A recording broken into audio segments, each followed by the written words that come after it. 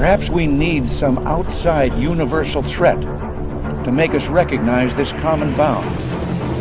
I occasionally think how quickly our differences worldwide would vanish if we were facing an alien threat from outside this world.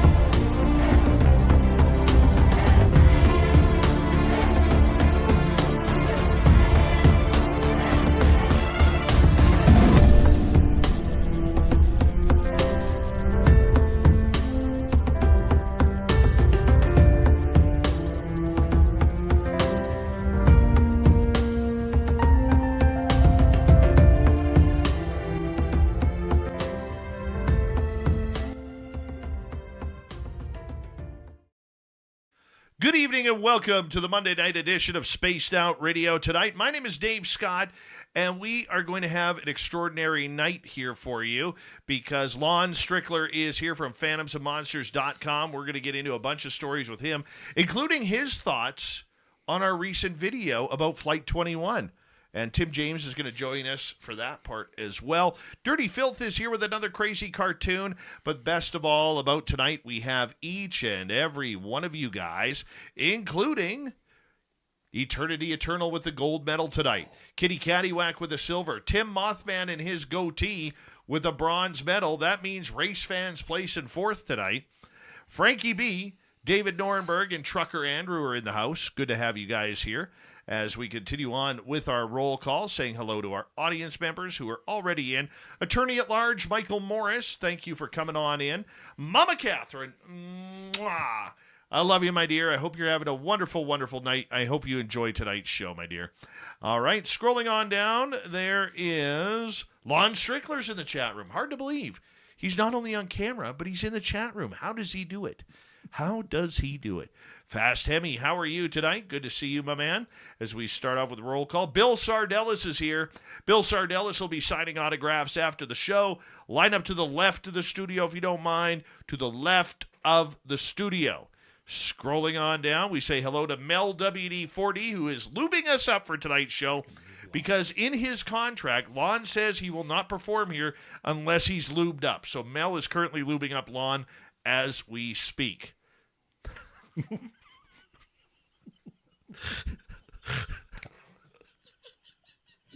I don't know why that's funny, though. That is funny. Oh, God. Road Flare, how are you? Robert Lamoth and Little Cam is on YouTube tonight. Little Cam will be signing autographs after the show. Line up to the right of the studio, if you don't mind. To the right of the studio. You know, he did 1,483 jumping jacks in 32 minutes to warm up for tonight's show. Yeah, and now he's signing autographs. The guy is full of energy. Flat Six, nice to see you. As we continue on with the roll call, there's Lisa Smith. Thank you for coming on in. And Kathy Evans, nice to see you. Bobbert Gray, good to have you here. Doug Shelby is here. The Doug Shelby has arrived, which means we can officially start this show. Matthew Goodka, thank you for joining us. And who's next? Escape from Blue Jersey. Simply Coco is here. Please tell us your drink of choice for tonight. Simply Coco, you lovely doll, you. Oh, she's so beautiful. She's so beautiful. Stephanie Kenny Blankenship, how are you? Amanda, what is going on? Sweet Donna C, nice to see you. As we continue on with our roll call, there's Zen 1, Wolverine, Kurt W, Lightwalkers, and Exquisite Cringe, all here at the same time. That's a rarity. Richard Minnick, good to see you. Hi, Pam Harris. Thank you for coming on in. Carol Amerio and Hippie Deidre, nice to see you both. Ozzy, thanks for joining us. And let's see, who else do we have? Richard Minnick, thank you for kicking off the Super Chat tonight. The Super Chat is a wonderful way to support what we do on this show on a nightly basis. Thank you, Richard, for your awesomeness. We appreciate it. Scrolling on down because we are running out of time. Jeff Steve Garvey is here. He'll hit a home run for you. Walter Kochabinski, nice to see you. Let's get the radio side going. Hi, Flubber Lane. Thank you for joining us. Hello and welcome to the radio and podcast side of Spaced Out Radio tonight. My name is Dave Scott. We appreciate you tuning us in as we hang on out, getting ready for Lon Strickler and Phantoms and Monsters on this show that we call Strange Days. We're 29 seconds away, and we are in roll call. Let us say hello next to, scrolling on down, Tartar Sauce. Nice to have you. La la la la. Bright. Thank you for that awesome super chat, Lala. We love you around here. Just give Science Bob a big hug for us. And Wes Decker, Area 53, thank you very much. Throw those horns up. Everybody, let's rock.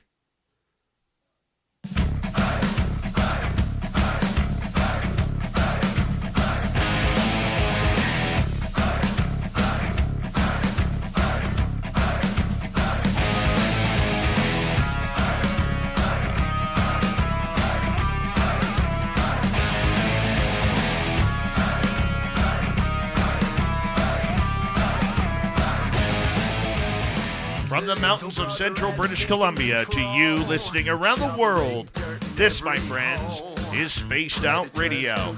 I am your host, Dave Scott, sitting in the captain's chair of SOR headquarters.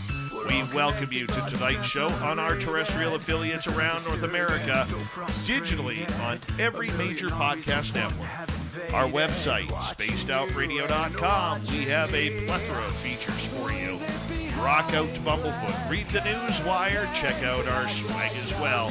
You can follow us on X at Spaced Out Radio, Instagram at Spaced Out Radio Show, and on Patreon in the Space Travelers Club. Tonight's show is brought to you by Chive Charities. Help make the world 10% happier by visiting Chive Charities today. You can find them on our website.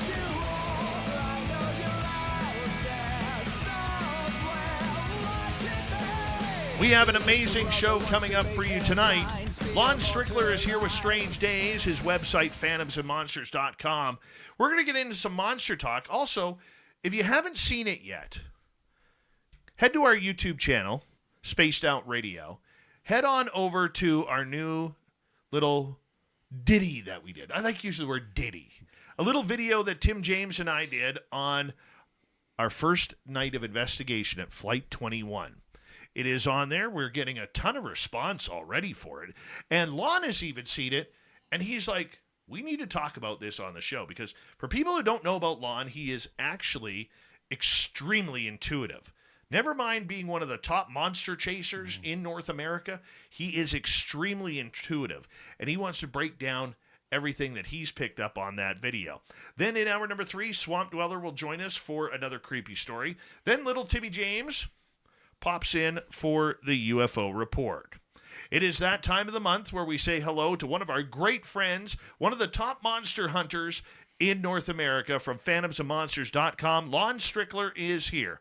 He's best known for his work around the Chicago Mothman, the bipedal canines in Pennsylvania.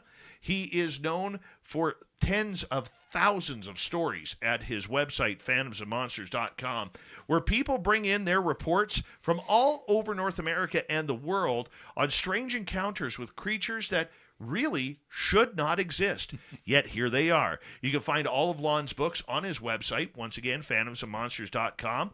And we're also going to be joined by Tim James here, because Lon wanted to talk to both of us about Flight 21 and our start of our investigation. Lon Strickler, it is great to have you back on Spaced Out Radio, my friend. How are you? I'm doing fine. Happy Memorial Day to the American folks, and it should be interesting. I was kind of blown away by the video, so we'll get into that. Well, I brought Tim James in here because he's in studio tonight, and I figured since he was kind of, in the video with me, it might be easier if you had an opportunity to talk to us.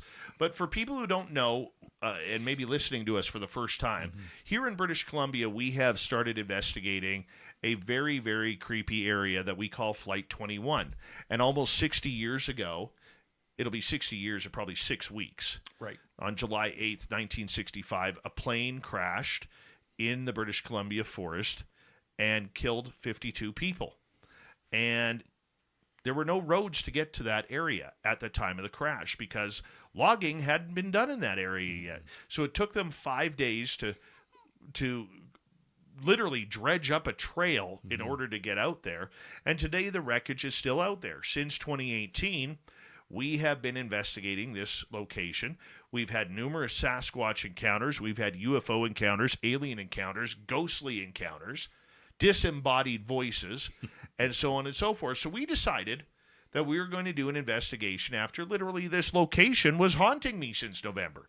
And we started a couple weeks ago, and we got her done on video number 1. And this is going to be a 2 to 3 year project. Now, Lon, I want to say a big thank you, first of all, for actually taking the time to view the hour and 12-minute video, which can be found on, once again, our YouTube channel, Spaced Out Radio. What was your thoughts? Well, first of all, I had known about, the area, but I didn't know the history of it. In fact, I didn't even look up anything until I actually watched the video. Then I went and got the backstory about the crash and all the other things, people who died and all that. But the immediate sense that I got while you guys were driving in there was both innocence and evil. I don't know how else to say it. That's what I felt. To the point where I was really anticipating you guys getting out and starting walking around and see what was going to show up.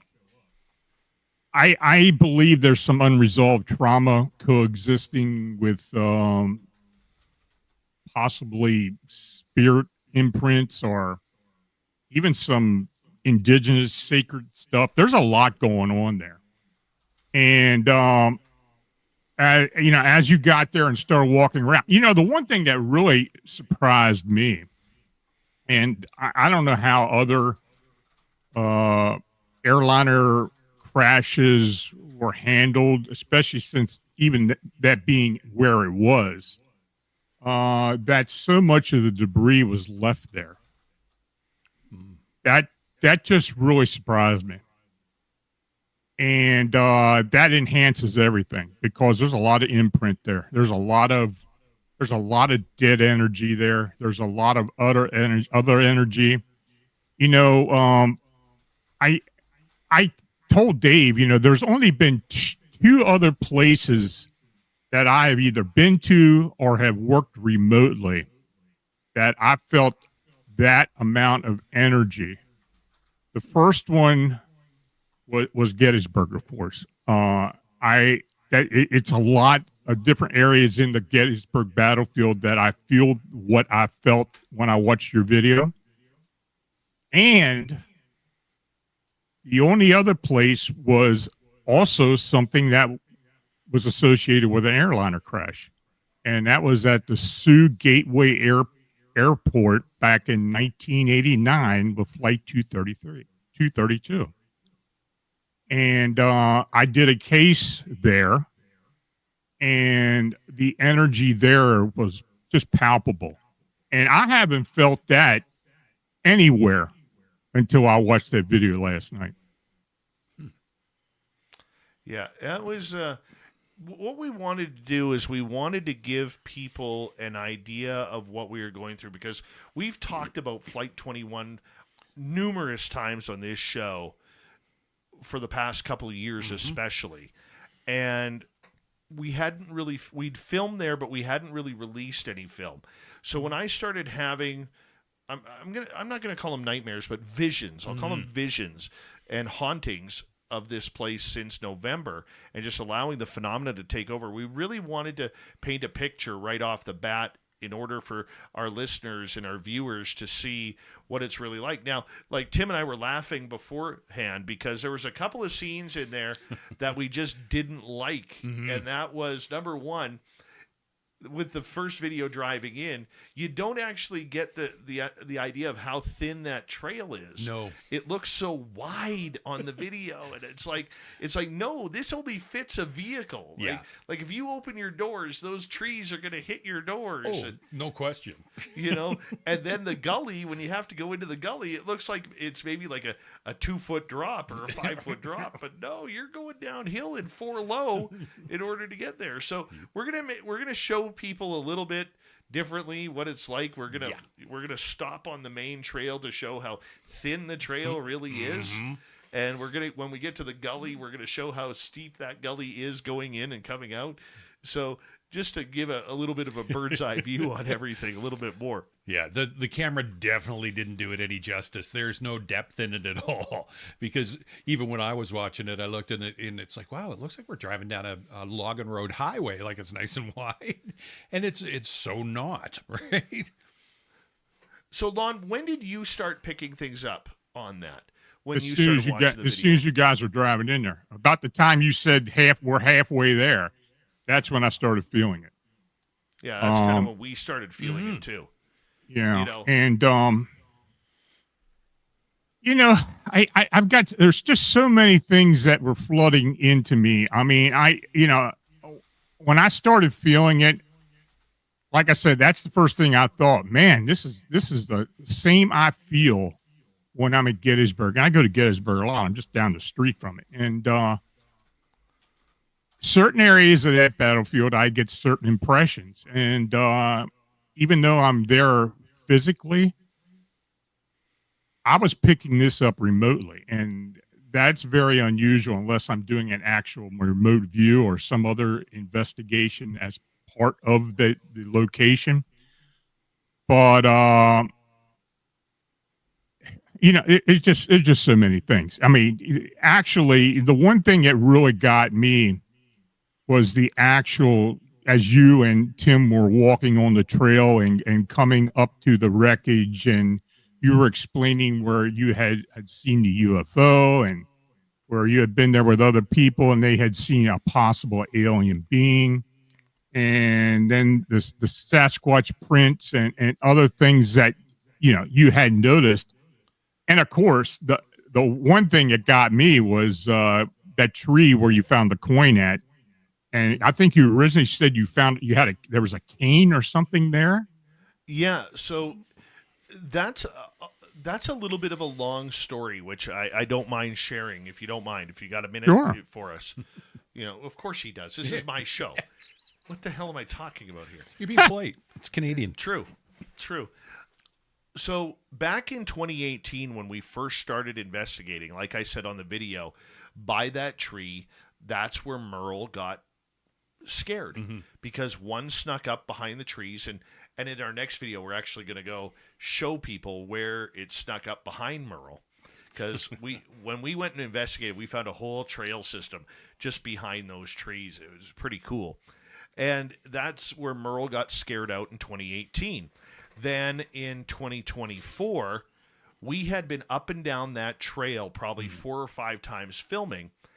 And after we had seen the Sasquatch print at our camp late on that Sunday night when we were filming, Samantha Mowat and I followed the print and its direction. And it took us up that trail, which was only obvious. And then the second tree in, Samantha goes, "What is that?" And that's where there was about an 8-foot staff that was left there. And everything was soaking wet because we had literally had a cats and dogs type torrential downpour. And we took the staff. And what we replaced it with a Canadian loonie, which for our American listeners or worldly listeners is a $1 coin in Canadian currency. After that, I went back to the location, Lon, about 3 weeks later, and the loonie was still there by the tree. But when Tim and I went back, we kind of both noticed it at the same time, that there was something shiny down there, and I originally thought it was a nickel, but it ended up being a dime. The loonie was gone, and a dime is there. Look, we know that's not a person. Yeah. How do we know it wasn't a person?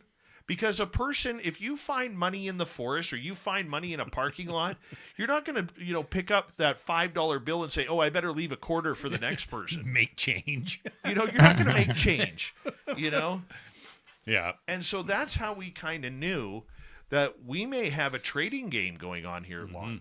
What's your thoughts on that? Yeah, that's what I thought. Excuse me, I got to sneeze. Anyway, that's exactly what I thought. I said, well, Dave's probably in some type of gifting situation there. So the only thing I don't like about that whole area where that is happening is anybody who goes up there can take that trail and see it right there. So we have to keep the objects small, and not very noticeable to the public, because we don't want the public all of a sudden going in there. Oh, well, what are these marbles doing here or anything? And I was actually talking to cryptid hunter Daryl Denton last night about it on a phone call, and he actually gave us some ideas. Lon, I'd be curious to get your input on this. He says we should find an area to place plastic whistles, because when he goes into his area after putting plastic whistles, you get the plastic whistles from the dollar store. Yeah, birthdays are for birthday parties. He said all of a sudden you will hear the distance, the whistles blowing when you arrive. Yeah. Okay. He said also works well, which we've actually had an incident with this, is glow sticks. Oh. Is hanging glow sticks. They seem to love glow sticks. And so what I was thinking is one night when we're there a little bit later, we could hang glow sticks and maybe we go for a jaunt. Yeah. Okay. Down one of the trails and and see if when we come back, if all the glow sticks are there. And the other thing he said, which I known about quartz, but I didn't understand about jade. He said quartz and jade work very well too. Have you heard about these, Lon? Yeah. In fact, I had really not thought much about the whole gifting thing for a long time until I investigated something that J.C. Johnson had got involved with that included some gifting. And he and another gentleman who he was friends with, they were going back and forth and trade. In fact, he's still got the video up on his old channel. Of course, J.C.'s passed away since then, but what happened was they had done 3 or 4 different exchanges. One time it was like some dried beans, and another one was time marbles and other small toys and such. But the last time they came across an old Anasazi medallion made of agate. It was, and JC had no idea what it was. He showed it to me. I went and did some research, and that's exactly what it was. It was an actual artifact, an Anasazi medallion made of agate. Something that's probably about 1,500 years old, if not more. Now, I don't know where this thing found it. It wouldn't be a human that would have left it, because they probably would have known the value of it and wouldn't have left it there.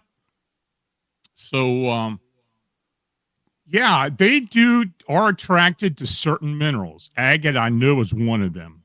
I have heard of jade, and there's a few other ones as well that I know of. Quartz, probably because of the energy associated with quartz. But jade and agate, I have heard that. Daryl Denton said that one of his friends would leave quartz out, and they look at quartz, according to Daryl, at such a high trading value that for his friend, they were actually bringing venison to them. Oh, wow. Like full deer that they had harvested. They, being the Sasquatch, had harvested, and leaving them at the gifting site and taking the quartz and leaving the deer for him. Now, obviously, he hadn't been out there in a few days. You can't really take the deer. No. But he would bring something in return, but leave the deer there. Right? So it was it was very interesting that at least in that one area, they looked at quartz as being almost, like if you or I were, trading gold. Sure, absolutely. Silver for gold or copper for gold. Mm-hmm. So I mean that just seems pretty intense. That's awesome. So, Lon, I know that you have questioned the gifting site arrangements before. Is this something you feel we should keep going just to see what happens? Oh, absolutely. I mean, it's already started, so yeah, keep it going as long as you can keep it going. I would, it'll be interesting to see the duration between the exchange. But if you were going up there every couple of weeks or so and there are changes, yeah, absolutely. I would document that and keep it up. The only thing that we are not going to do right off the bat is put a trail camera up there. No. Right. For that area, because we want them to get used to us. We want to build that trust first before all of a sudden putting a trail camera up there that's going to all of a sudden maybe upset them and say, no, we're not doing this game. We're not doing the trail cam game. And I know a lot of people who have had or claim to have had like gifting sites put up there, but the minute they put a trail cam up there, that gifting site goes absolutely silent after that. Just something about them that the Sasquatch, most of them don't care for. Lon, what do you think about that?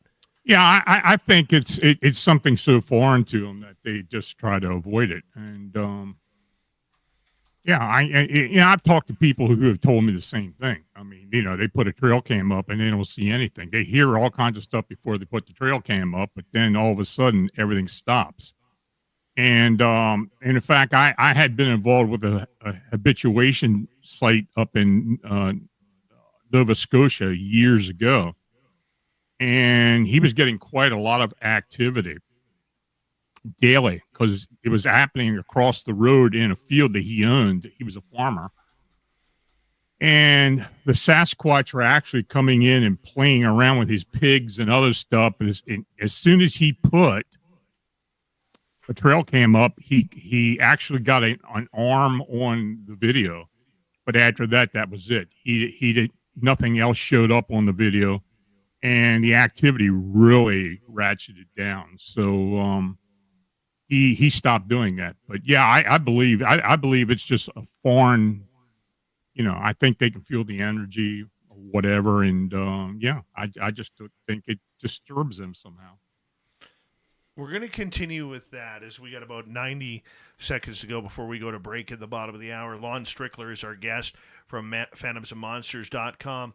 Lon, in regards to the gifting, what do you think the secret is? Because the one thing we're not going to do is bring food up there because there's just, I mean, if you saw in the video right at the beginning, and I know you watched it, Lon, we did find a juvenile grizzly bear track. We found, a lot of black bear tracks. We found deer tracks, coyote tracks. You have to be careful with what you're putting out there, and just food is not a good idea. No, you don't want to draw anything up there, really. I mean, I agree with you. With cougars and wolves and everything else, you just don't even want to invite that. No, it's not fun. And like Tim and I, we were laughing when we got back in the vehicle at the end of the night. We were laughing because literally 3 minutes before we unloaded our pointy sticks and put them and packed them up and put them in the vehicle, I hear something move and I turn and look down the trail, and there is like a mountain lion running across the path, and all I see is the tan color with the straight back, and I'm like, that's only one thing. And then we heard it like jump up on a log because there's a bunch of fallen logs in that area, and we heard it jump up on the log with its front paws and then his back paws, and we're like, Tim looks at me, he's like, yeah, time to go. Yep. Time to go when that happens. When the cougars come out to play, let them slay, but we're not going to be part of their food chain whatsoever. Lon Strickler, phantomsandmonsters.com, here for Strange Days. We're going to continue on with this topic. I got to get into the voices next with Lon on Spaced Out Radio. Stay tuned, everybody.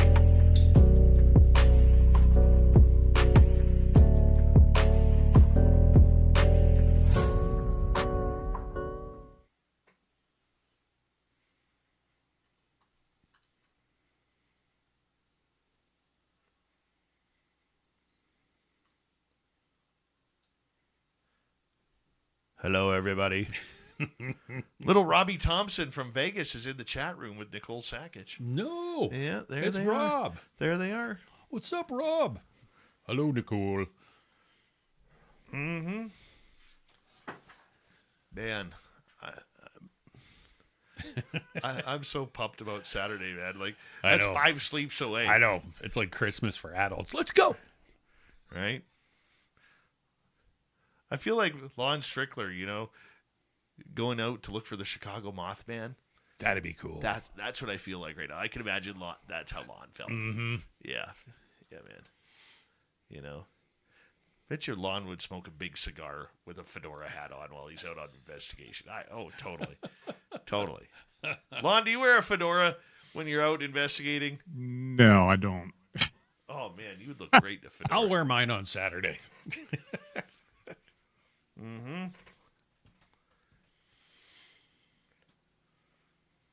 Yeah. Yeah, man. Where we at? I gotta see. I'm so excited. Yeah. That was a good time. Got a lot of positive responses, that's for sure. Yeah, man. If you haven't watched the video yet, I believe Paramarv put the link to the video. We're calling it Cause and Effect. Mm-hmm. Yeah. 685 in less than 24 hours. Look at Nicole Sasquatch there. She's working you. You're right there, Lon. Lon has a nice edge on his beard. Yeah, he does. Yeah, he does. It's not just me, Lon. It's not just me who's complimentary. The ladies are picking up on this too, you know. Okay. Oh, look at him. He's blushing. He's blushing.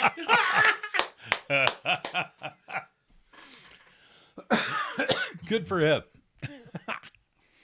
Oh, yes. All right. Kevin Kennedy, how are you?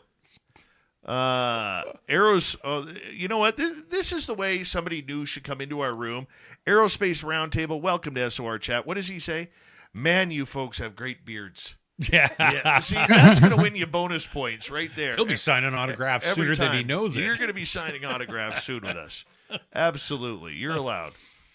You know, you can sit at our table and have a pint with us. Absolutely. For sure. You're going to keep that kind of awesomeness up. Yeah, man. Mm-hmm. Right there. Yes.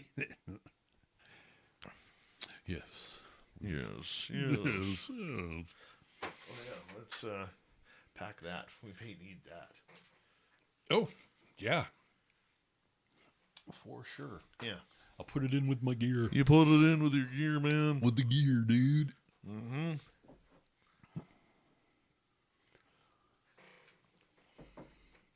That was a quick half hour, man. That was fast. Yeah, it's funny how it goes quick when you're on the radio or on. I'm just so scared that this show's going to turn into the Flight 21 show.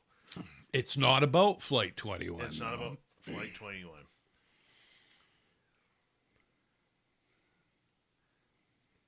Yeah, we're just for everybody. Tim and I and the family and everybody. We went out to our other Sasquatch spot For Dave's birthday. for my birthday. We had a big campfire in the forest, and Even had cake. we had cake. Yes, yes, and so we ended up actually finding. Tim's wife actually found two 9-inch prints. Mm-hmm. I'm going to talk to Lon about that because get his expertise on that because that's a baby. That is a little guy. Yeah, Or girl. and they were so obvious. Like, harsh, obvious.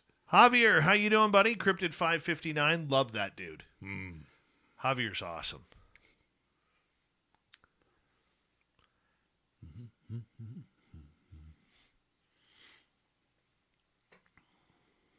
All right, Lon, we got about 55 seconds. Okay. Thank you tonight to Area 53, la la la la, right, and Richard for the super chats. Greatly appreciate the love and support. Cody Eiler, how you doing? Maybe it's Iller. I don't know. Is it a hard eye or a soft eye? I don't know. Please let us know. And don't forget, you can shop at our Spaced Out Radio store. Why, Tim? We do not have any ugly swag, people. No ugly swag for you to wear. And we got new stuff up there that actually looks good. Mm-hmm. More new stuff. So make sure you check it out, including the new Merle shirt. Oh, yeah. Yeah. The new Merle shirt is awesome. All right, guys, here we go in 3 seconds.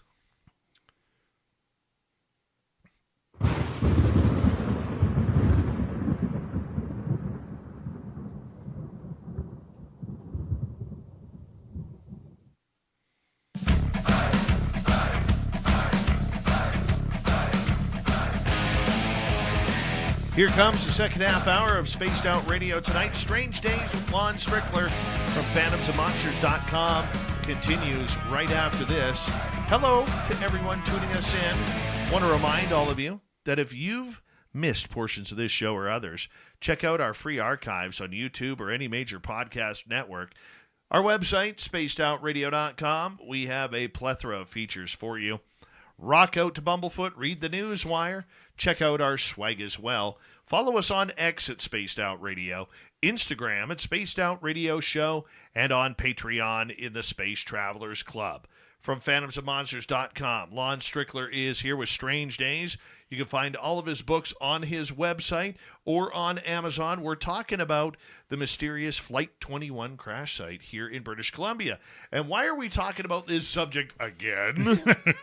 Well, that's Tim laughing. Yes. Because Tim likes to laugh.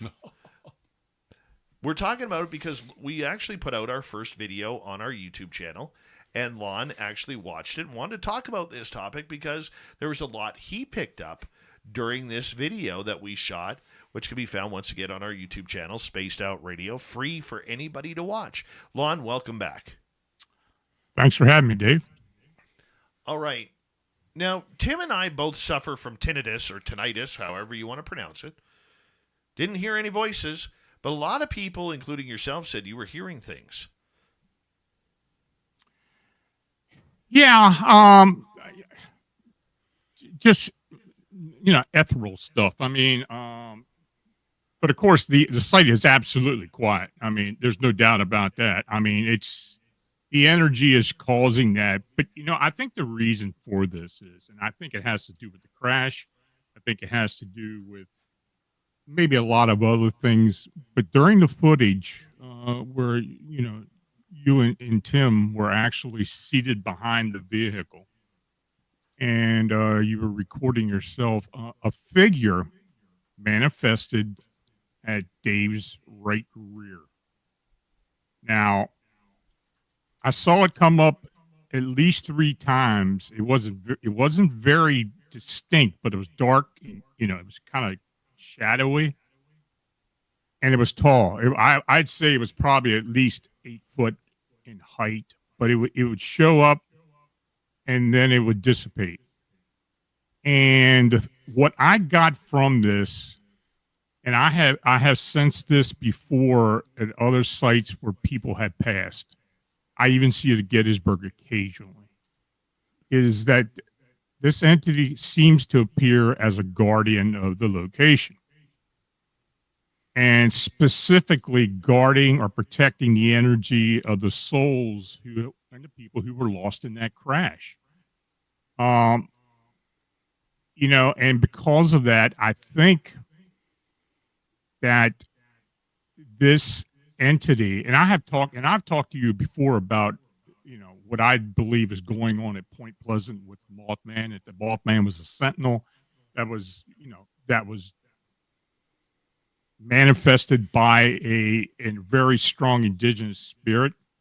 I think in a way that's what's going on here, in that it attracts or employs Sasquatch or other otherworldly beings to act as sentinels. And that the presence is tied to the high vibration of the area, and it may even cause dimensional rifts. That's another thing I'm going to be watching for as you go on with this. And in fact, what I believe I may very well do at some point is do a remote view of this and get some of the people who I do remote views with and have them become part of it and do a worldwide RV event to get an idea of what is going on at the site. We have used it for other investigations. My team know how we use it, and it's been very helpful in giving us clues as to what's really going on underlying wise. But and also the you talk about the silence and the surveillance. The silence that's observed in the area is it's not empty. It really isn't. It's maintained by that spiritual protector, and it just pervades the whole landscape.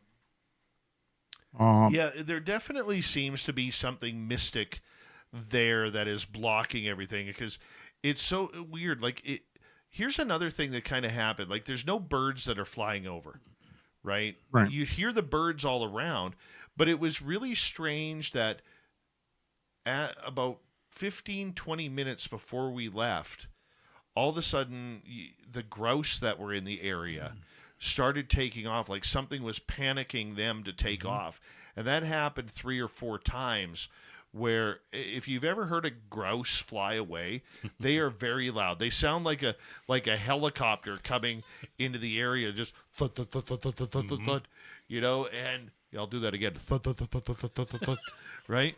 And that kind of tripped us out a little bit, Tim. Yeah, it did. They're clunky.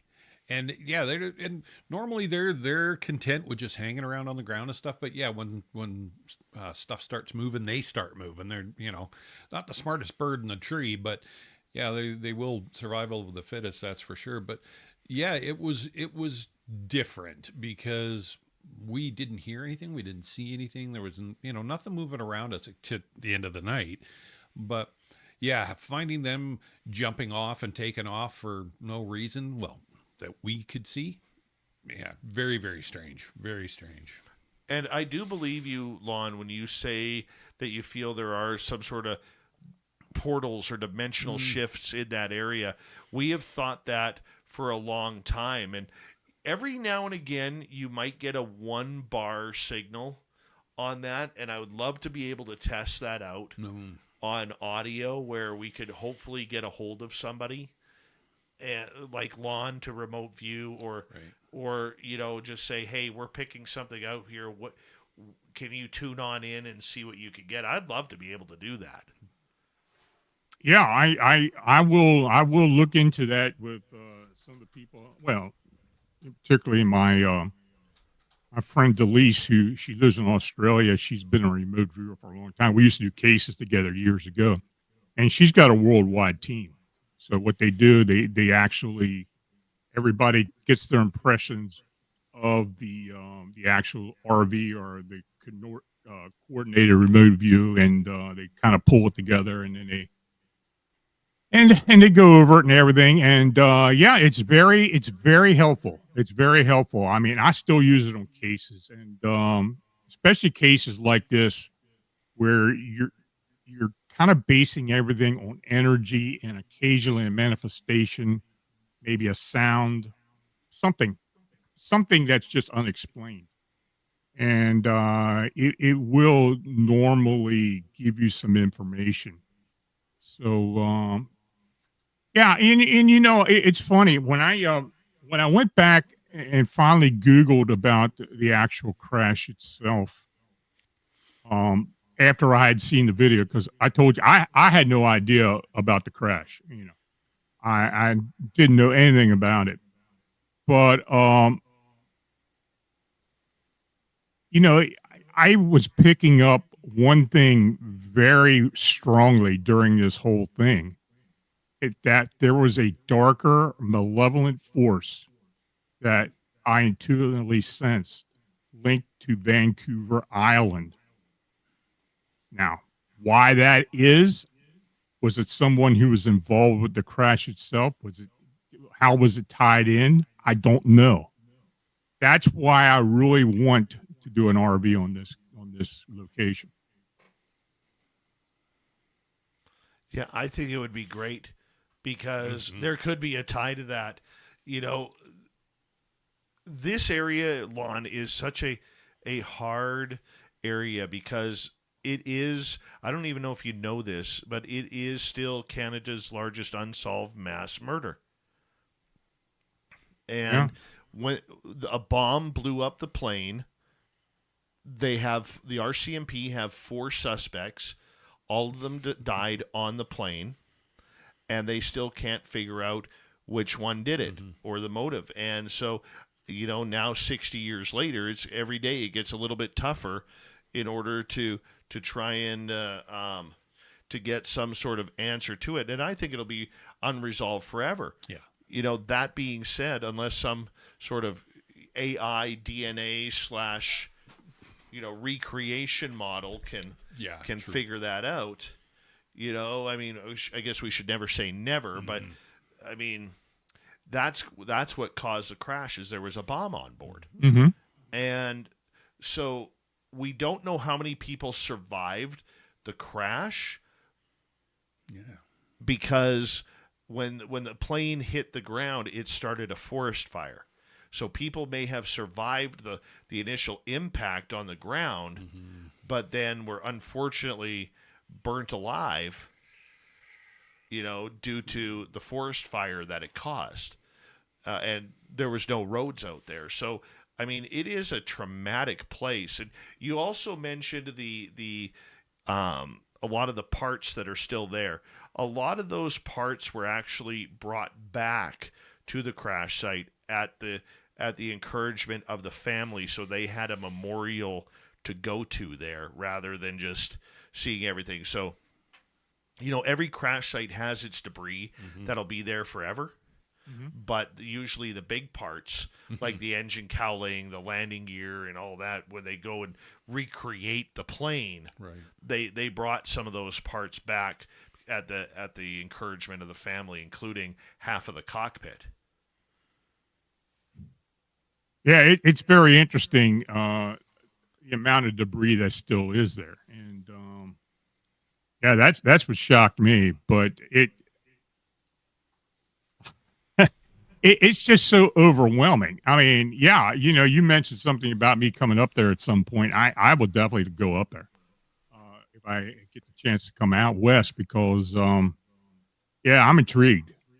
And but before I do that, I would definitely like to get more information as to what's really going on and what other people are sensing. And I have been sending the link to various people other than the remote viewers who have abilities and such, and to try to get their impressions of what's going on there. So and I will let you know when I get when people contact me. That'll be perfect. That'll be perfect because there's so much that Tim and I are going to learn on the way, and one of the things that we do want to make sure that people understand, we're not turning this into a professional production. No. We want to keep it raw. We want to keep it very amateurish, so that way you can see what we're seeing. And of course, we're going to improve with our camera angles, and we're going to improve on that. But it is going to remain quite raw on our YouTube channel, because we want people to watch. Like, I was so happy with the video, Lon, not only yourself, but many others who watched said, hey, was Dave's phone on? Right. Was that a ringtone? Was that a song? Or was he on Wi-Fi or on data and playing music or people talking? No, we had our phones on silent. Also, that you didn't that wasn't coming from your phone. No. Oh, that I thought when you were sitting down on your phone that there were messages and music and stuff coming from the phone. Well, you had one beep on your phone. That's when we were leaving, I thought. You had one thing happen on your phone, and then you turned the volume down. I may have. I don't recall. But yeah, I have no reason to doubt you. I probably Huh. did.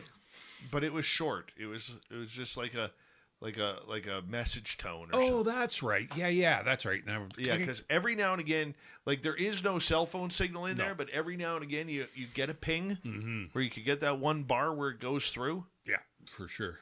I was literally hearing voices Wow.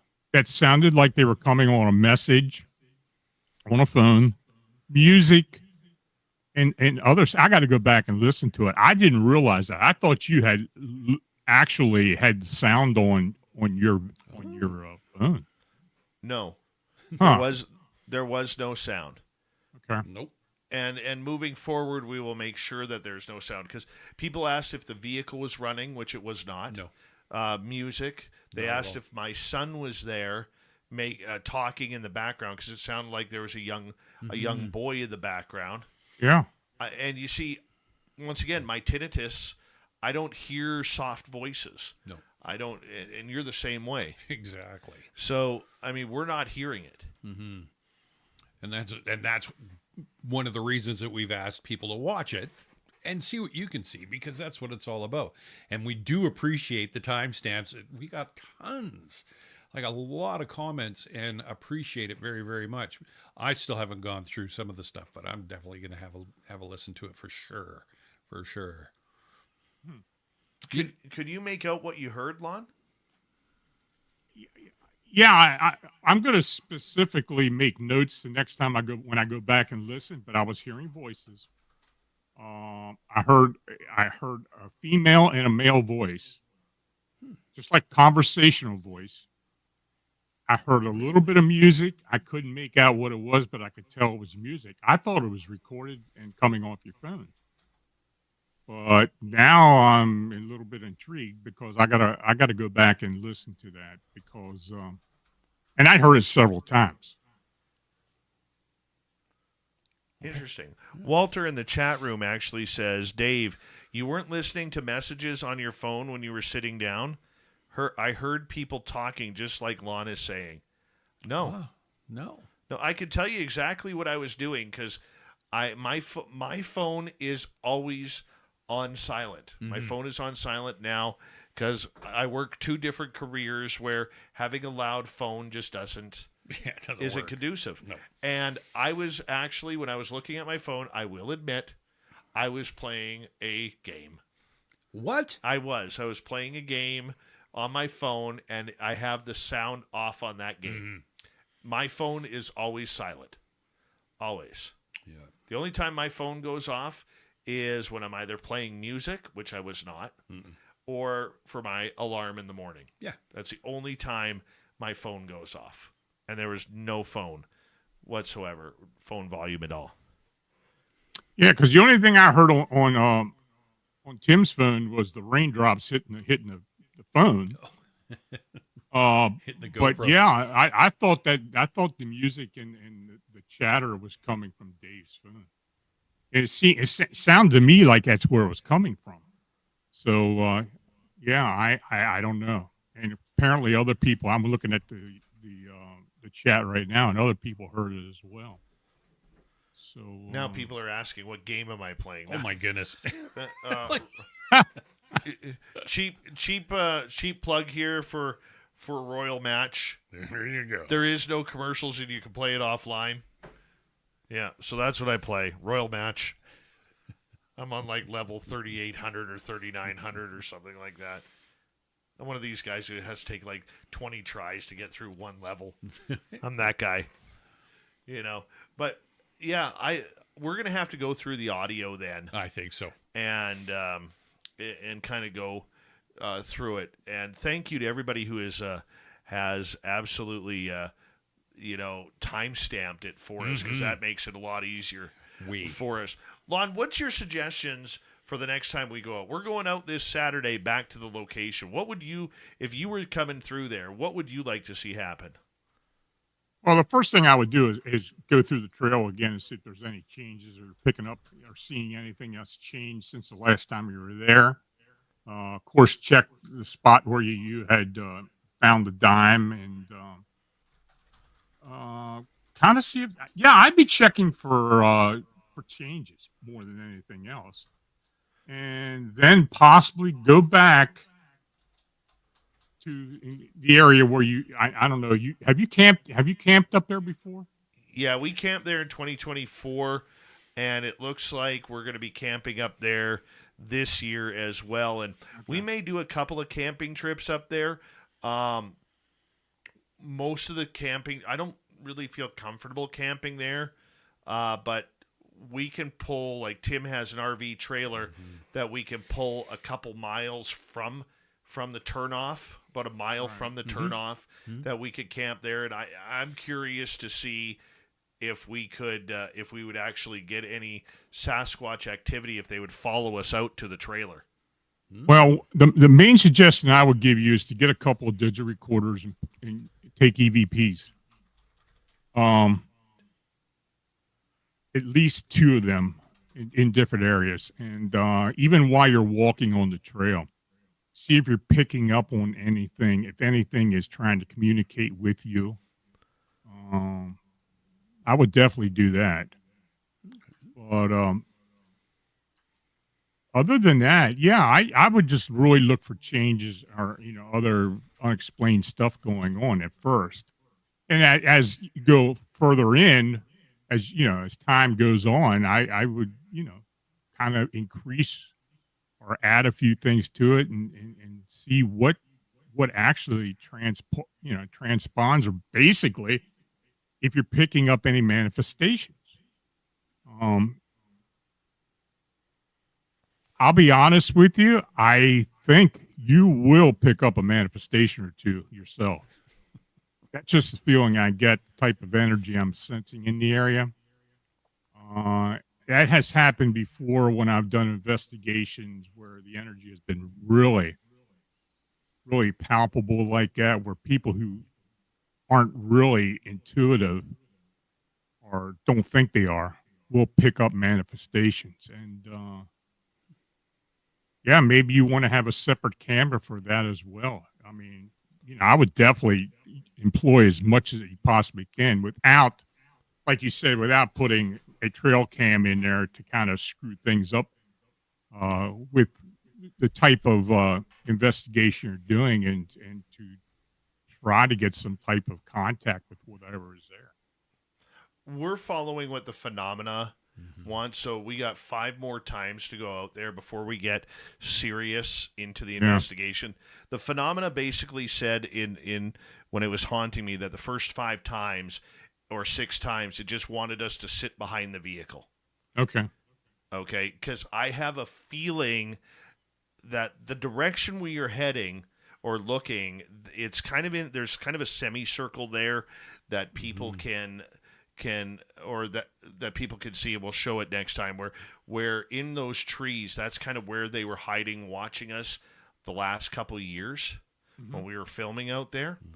And so I think it's really about them getting used to us, the smell, the look, the vehicle, the sound of the vehicle, the voices, and trying to show them that we actually mean no harm. And building that trust, because unlike my other Sasquatch group in location, not my Sasquatch group, but the location that we have at the other Sasquatch sighting area, this group seems a lot more timid. They seem a lot more, they could get agitated quickly, whereas my ones at the other site, they are more curious. But it's much more wide open, not even close to being as claustrophobic. Yeah, you felt claustrophobic as well. I did sense that on the trail, a few locations. My anxiety level went up a couple of times. Yeah.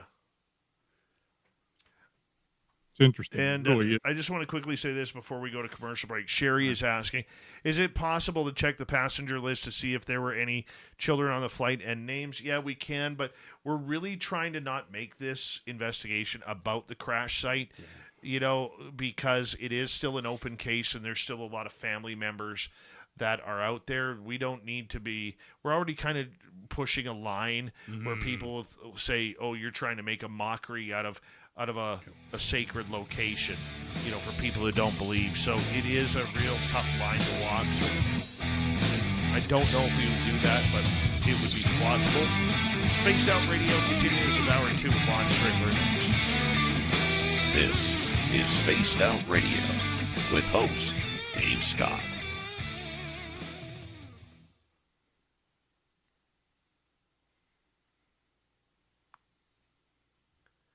All right, Lon, we are clear. We're going to bring in the dirty one.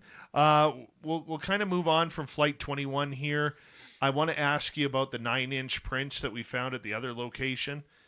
Just talk about the baby Sasquatch and what you know about them. Then we'll get into your reports for the night, if that's cool. Okay. All right. Up to you, Dirty Filth. Here you go. Be the hero. You're the new I'm being star hero, of Dave. SOR. Yes. Westall. Yes. Huh. One of my favorite cases. Yeah, I've done a couple. I always share them on X and social media and junk. I always tell people this is a photograph I got from one of my people on the inside. I've had people actually comment and say, "Dude, that's a cartoon." I'm like, yeah, but it's part of the joke. Yeah. But, yeah, it's Yeah, pretty interesting. It's an interesting case. It really is. I always like reading stories and cases and junk from other countries because you can only read about Roswell so many times and it just kind of gets boring. Yeah. Well, I mean, the any of these cases that involve kids, like Westall or the case over in Zimbabwe that John Mack got involved with, and there's a few other ones, but they always interest me. And the comments and the descriptions that kids give of these beings is very interesting to me. But yeah, Westall's an interesting case. Do you know if is there any good books about it or anything that you can think of? Saying? I'm trying to remember who actually did the Westall case. I would believe that oh God, I know the guy in Australia who was involved with some of that. I don't know. If I find something, I'll let you know. I'll send it to you. Okay, cool. You're on Yeah, I Facebook with me, so because I like reading stuff like that. Yeah, obscure tales, so to speak. Yeah, especially with alien encounters and. Well, I always like the encounters where more than one person sees something. Yeah, kind of absolutely. The same thing, because anyone can. Oh, I had an encounter with a being, but then when you have like a bunch of school kids, hello whiskey. If you have a bunch of school kids or mass amount of people seeing the same thing, you can't just write it off. Bill Chalker may have been involved with that as well. In Australia, I think he did. I think he may have wrote something about that. I'll have to look. I have some friends who are into UFO stuff over in Australia, and they'd probably be able to tell me. I've got a couple guys that I've talked to about Bigfoot and the Yowie in Australia, and one guy, John Kershaw, he's really big into like the Dogman in Australia. So it's and you don't hear about it. You don't hear about a lot in Australia. Very rarely do you hear about cryptid canines over there. Yeah, every time somebody says something, you just saw a dingo or something. Okay, but yeah. I have had some sightings over there that people referred to as, of course, werewolves, but there was just something different about it. And yeah, I don't know what to really think about the cryptid canine sightings in Australia at all, but the alley cases are pretty interesting. Maybe that's what they saw. I mean, I have had people mention and describe Yowies, and there's all kinds of different descriptions that pop up when you talk about it. Usually there's like 3 different types or something to that effect, if I remember correctly. I'm Well, not yeah, very many well times they're versed in very it. thin, but and somewhat tall, or thin and tall, and people may actually mistake it, but I don't know.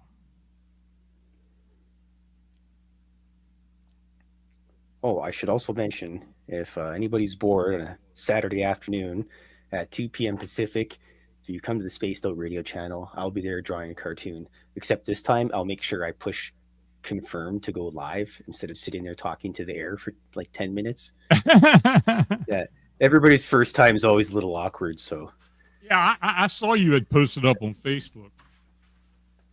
yeah, it was Right. it's kind of funny. Everybody's messaging me, "Are you okay, Filthy?" I'm like, "Oh yeah, I'm fine." Just talking into nothing. Oops, you actually have to confirm to go live. Okay, Tim, I've taken have a good this night, up. gentlemen.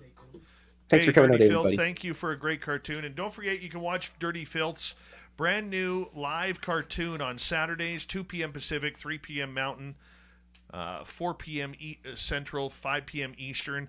Every Saturday, he's going to draw a new cartoon for you, and they are available if you want that cartoon. Thank you tonight to Area 53, Lala Bright, and Richard for the super chats.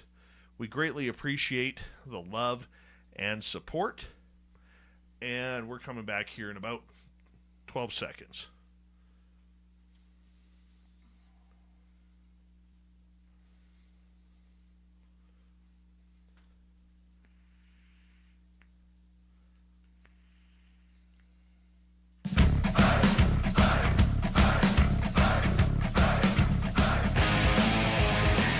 Here is hour number 2 of Spaced Out Radio tonight.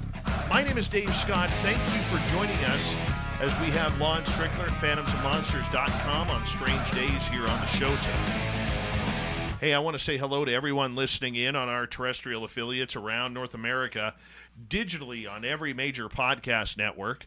Our website, spacedoutradio.com, we have a plethora of features for you. Rock out to Bumblefoot, read the news wire, check out our swag as well. Follow us on X at Spaced Out Radio, Instagram at Spaced Out Radio Show, and on Patreon in the Space Travelers Club. The Desert Clam has set the password for tonight in the SOR Space Travelers Club. Obsequies. Obsequies is your password. Use it wisely, Space Travelers, as the Clam sets the password each and every night right here on Spaced Out Radio.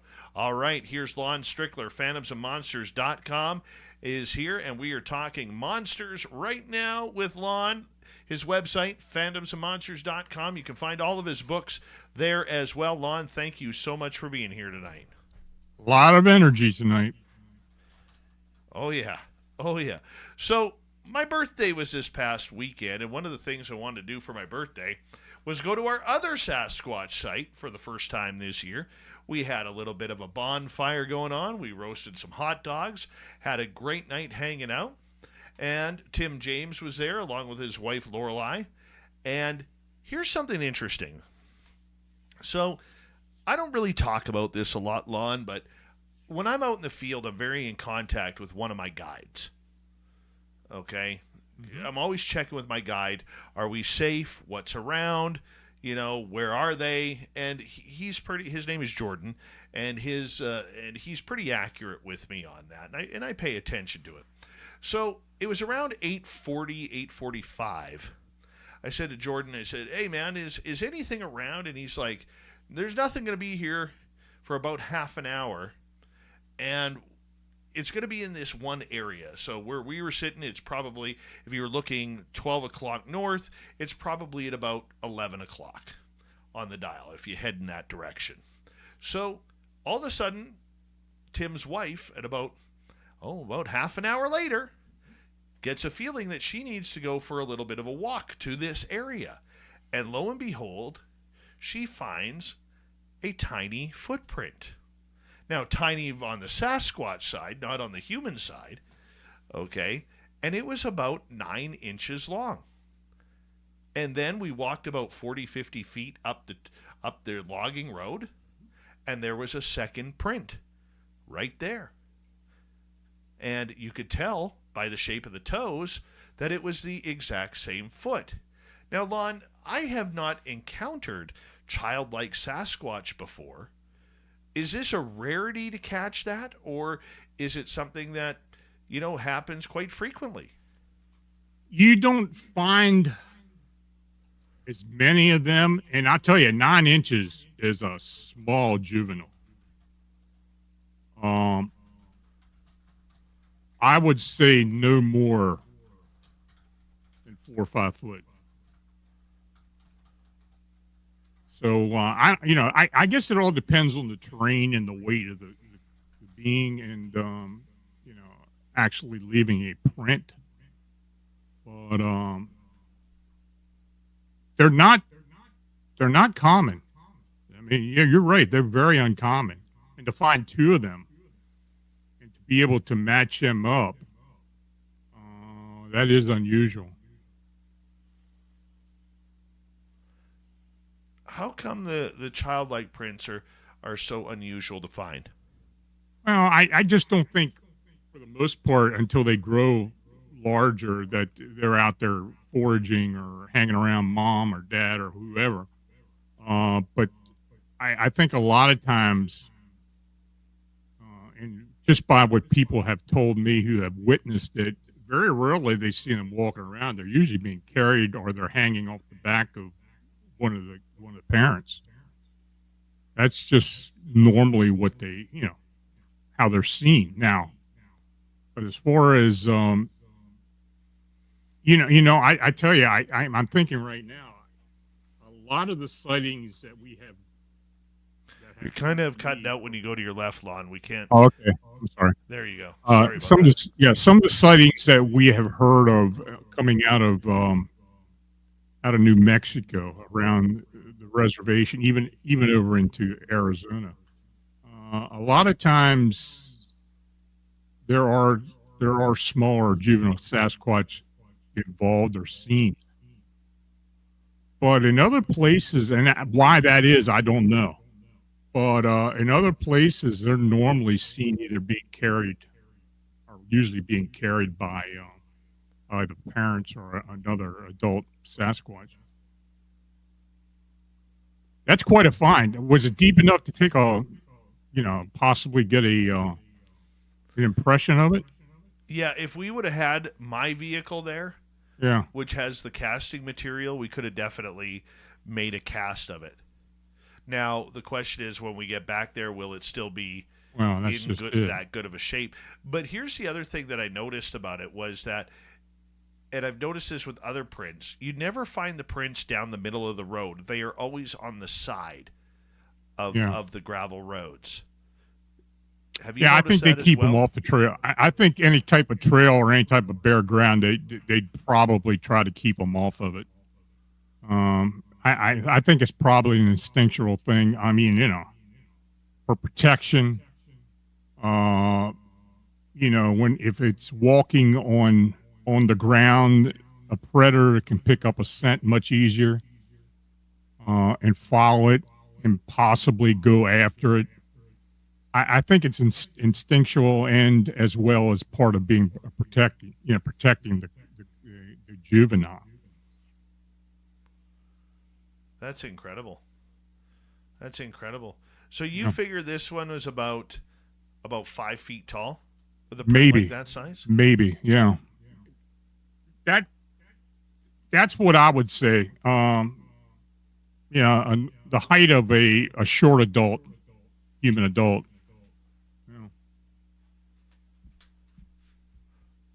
Interesting. Mm-hmm. So interesting. So, what kind of age would you put that on? Well, we really don't know the age patterns as far as body description, body height, and weight, and everything. If I had to guess, I would say a yearling.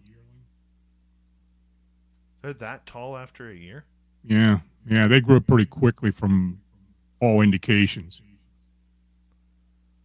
Oh, wow. Yeah. So if I get this right, they're rare because the parents are always carrying them.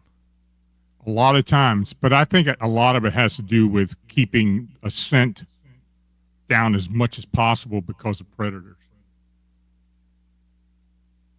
That would make sense.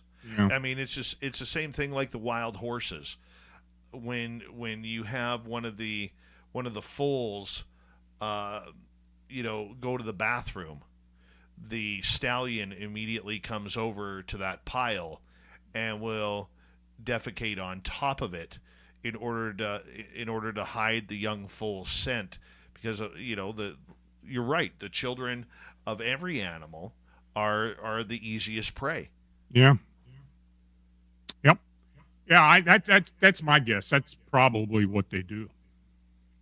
That's why it's rare that's why it's just pretty rare. I mean, I see very few of them. I mean, even when people have sent me pictures or, pictures of cast, it's very rare.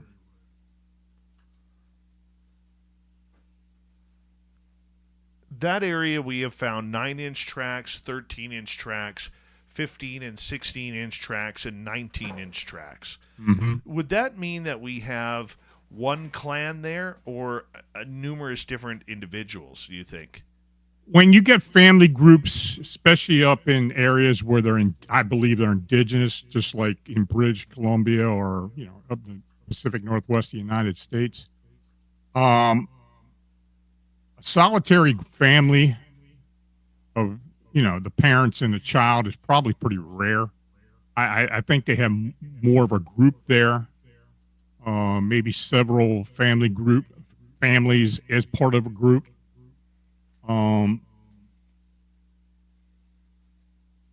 Yeah, I would assume that's the case.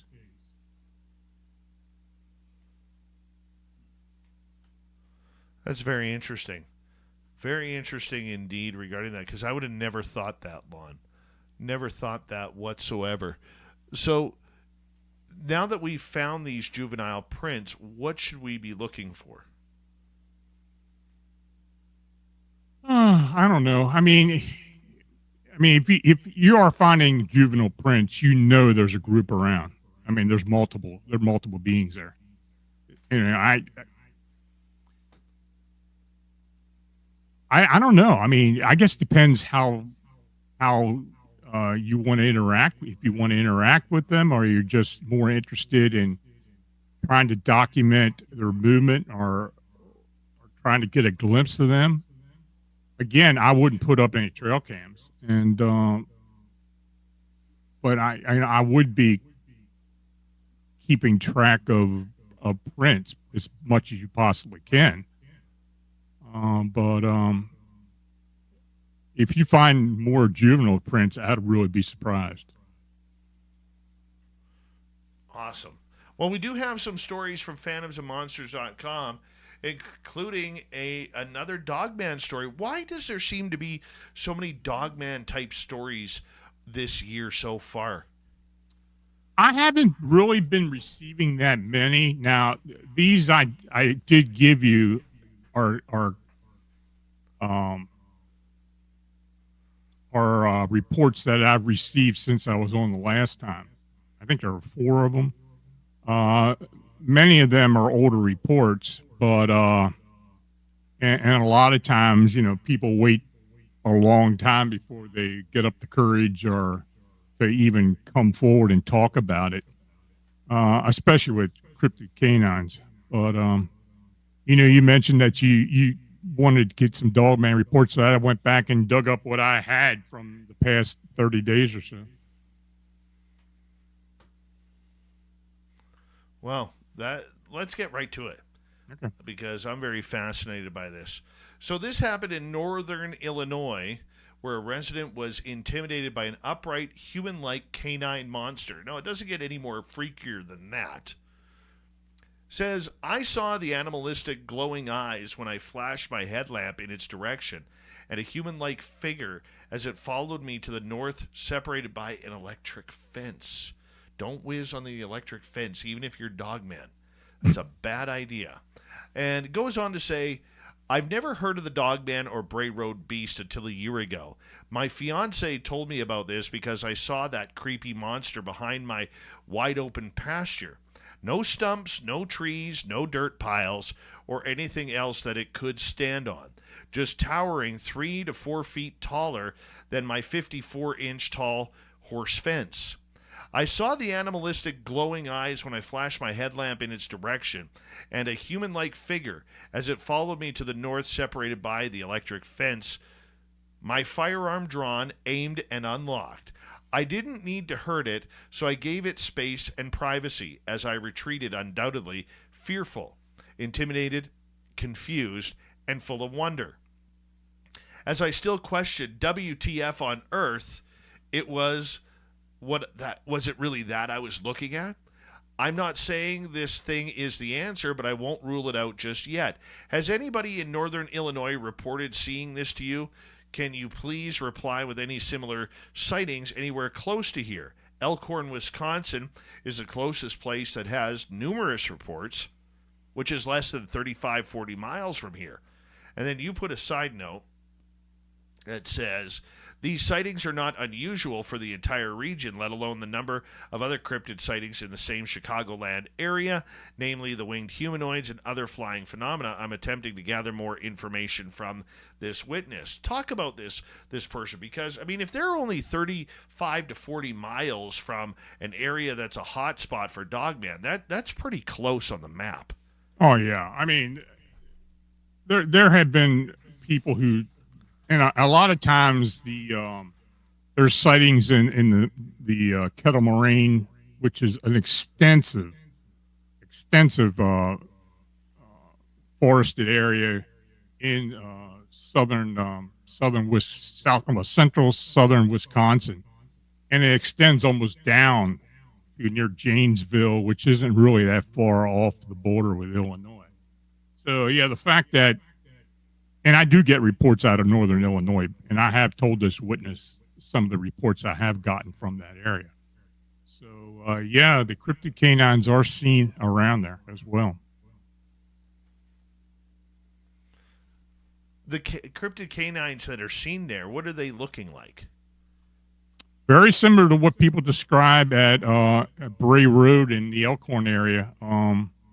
Very tall, very muscular, almost werewolf-like, dark in color, very thin waist, really thick chest, muscular legs, both hocked and unhocked. The descriptions are very similar, and they're usually upright. I mean, very rarely have I gotten any from that whole region where they're quadrupeds. They're mostly seen as bipeds. Are they known to be aggressive? Are they known to be very territorial? On some occasions, they have seemed to be territorial, but as aggressive, no. They're just very few. We'll get you to move to the other side of your mic, because that's. I'm sorry. Yeah, there are very few cases where they're aggressive at all. At all. But they do seem to be territorial in some instances. So, if they're not aggressive yet territorial, what is with the amount of fear they seem to generate from people who have encounters with them? Well, look, if you saw something outside that size that looked like a big old werewolf, I mean, you're going to react as well. Very similar. The fear, the anxiety, the unsureness, they're seeing, or do they believe their eyes? I mean, like I've said countless times, I would never want to encounter one of them.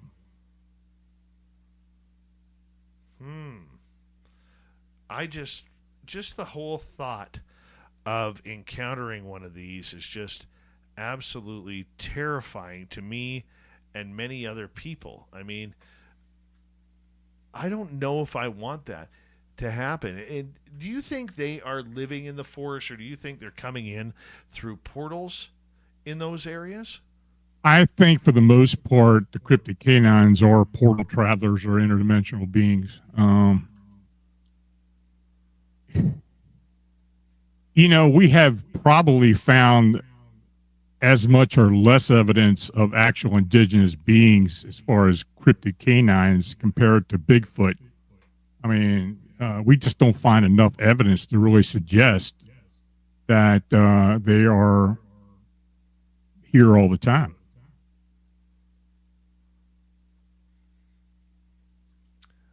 See, I totally believe what you're saying there, but we're saying it on assumption, not with any verifiable proof. Has anybody ever seen these Dogman-like creatures coming out of a portal? Yeah, Butch did. I mean, one of Butch's witnesses did. Yeah.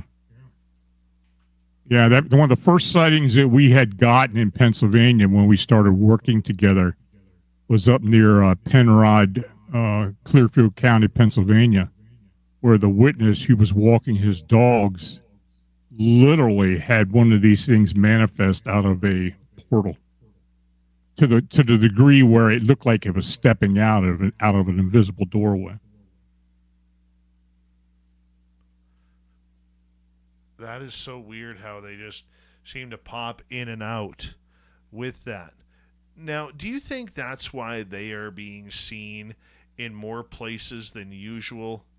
With, like, when this phenomena first started coming out, it was all around the Wisconsin, Michigan area. Now we see it Illinois, Indiana, into the East Coast, and now into the West Coast as well. And I'm just curious how or why you think their sightings are spreading out so quickly. Oh, I think the internet has a lot to do with that, as well as TV, because people are, they're less reluctant to come out and mention what they have perceived or seen or encountered, because more people are reporting it, and they probably feel less inhibited about coming forward on it. I think people have been seeing these things for a long time. Oh, I know they have, because we've got record in this area of sightings back in the mid 1800s. Once again, many people equate this Dogman phenomena to werewolves. In your opinion, what is the difference between the Dogman and a werewolf? Well, I mean, if you look at the lycanthropy and lore side of the, a werewolf is supposedly a shape-shifting being from a human. If you believe that type of thing. Many times these werewolves are seen with partial clothing or something that would indicate that it had a human side of it. But in the other instance, when you're talking about a dogman or an upright canine or any other type of description of these cryptid canines, it's something that's equated to being a more natural being, though all in all, it's something that you would never believe would live among us. These things just scare the hell out of me. Just scare the hell out of me, as we got just over a minute to go here. Why would we want to even look for these things, or are they just popping up? The thing I'm fascinated about is basically, I mean, what are they? I mean, why are they here? Why are they showing up? What's the reason for them being here? I mean, we asked the same thing about Bigfoot, Mothman, all kinds of other cryptids. But it's more interesting to me because of the area we're at here in Pennsylvania and in Maryland, because there is a history of these beings being seen and being reported. Yeah, I think that's the biggest big fascination for me, because it's an historical type of sighting or cryptid or whatever you want to call these things. Lon, I'm going to get you to hold on right there, because we are going to go to break at the bottom of the hour. More testimonies at phantomsandmonsters.com with Lon Strickler on Strange Days here on SOR.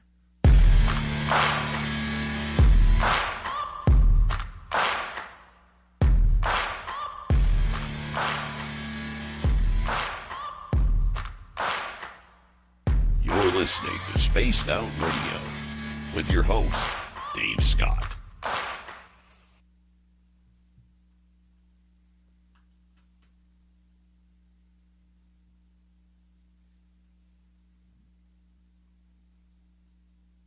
All right, we're clear.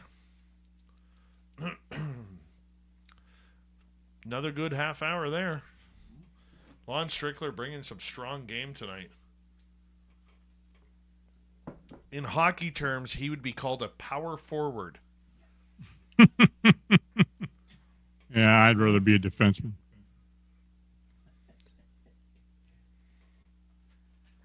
Well, it looked like your boys are going to do okay this year, aren't they? Oh, man.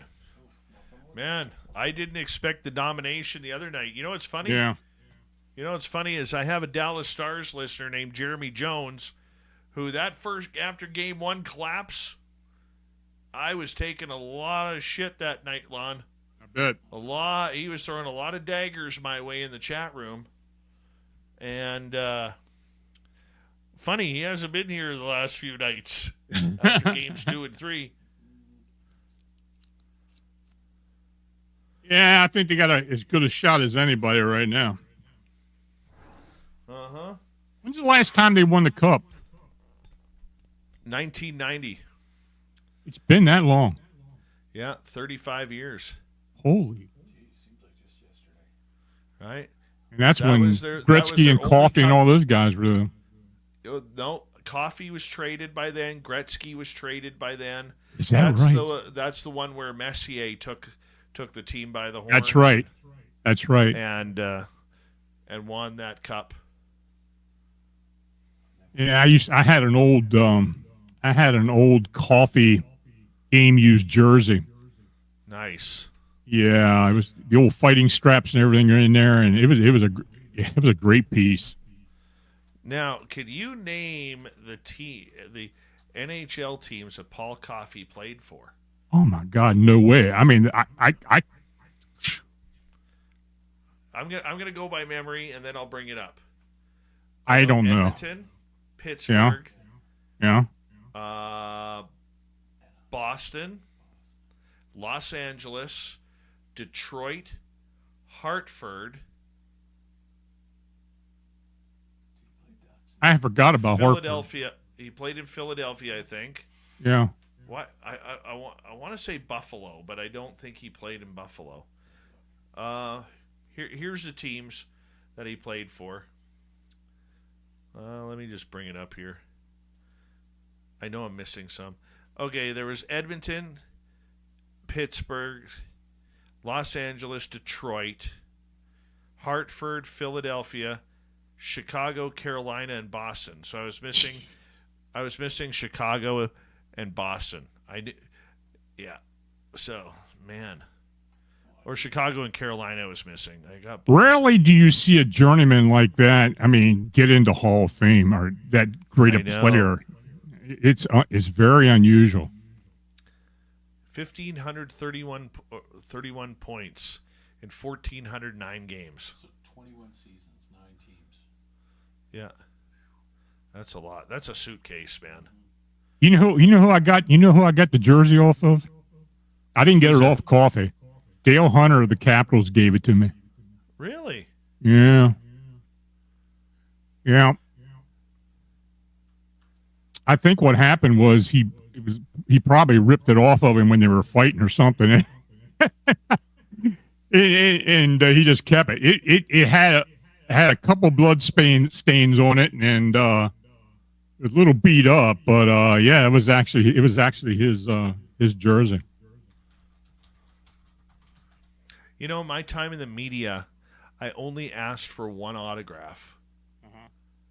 Because when you're in sports radio, it's kind of taboo to ask for autographs. You just don't do it. But for my dad's, 60th birthday? Was it 50th birthday? One of my dad's former players played for the Washington Capitals. Mm-hmm.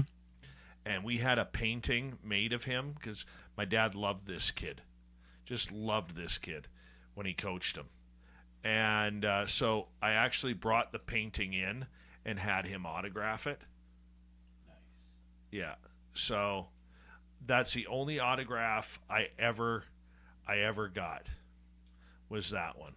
Mm. But I watched guys walking up, we do the media scrum in front of like Mario Lemieux, and all of a sudden, we'd all disappear. Then you'd see a couple of the old guys go up there. Do you mind signing this Mario for my grandson or whatever?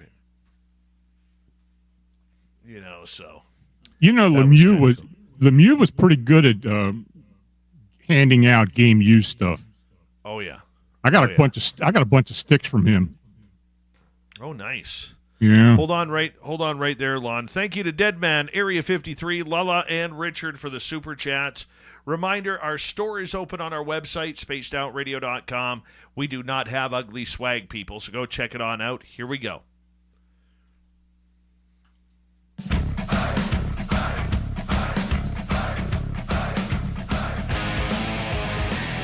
Here comes the second half of Spaced Out Radio tonight. Good to have you with us. My name is Dave Scott. We appreciate you tuning us on in wherever you are on this beautiful planet we call Earth. Hey, we want to remind you that if you've missed portions of this show or others, you can check out our free archives on YouTube or any major podcast network. Our website, spacedoutradio.com. We have a plethora of features for you. Rock out to Bumblefoot, read the news wire, check out our swag as well. Follow us on X at Spaced Out Radio, Instagram at Spaced Out Radio Show, and on Patreon in the Space Travelers Club. Here we go, Lon Strickler, phantomsandmonsters.com. We have until the next top of the hour, and we are going to have some fun with Lon getting into some of his stories. You can find all of his books, once again, at phantomsandmonsters.com. Lon, thank you for being here. Always a pleasure, Dave. Before we get to another story, let's get to a couple questions from our audience here. Let's go to Mama Catherine, who is asking, could the coins be apports from some of the passengers at Flight 21? I never thought about that. I guess depends on the age of the coins. That would be interesting. You start getting coins before 65. Well, we've had 2 coins disappear. Originally a 1965 nickel, which was exchanged for a 2019 nickel. And then the loonie, I don't know what year the loonie came into service in 1987. And I don't know what year the loonie was, but it was replaced. What year was the dime? Yeah, the one that we picked up. It was like a 2012 or... Yeah, it was 2012, and we replaced it with a 1982 quarter. Mm. But the if it was before that, that'd be very interesting because you very rarely see anything that early, even in circulation anymore. Oh, totally. We'd have to melt it down for the real silver. Yeah. Back then. Let's go to Cody. Any strange odors or smell in the area? Just him. Just him.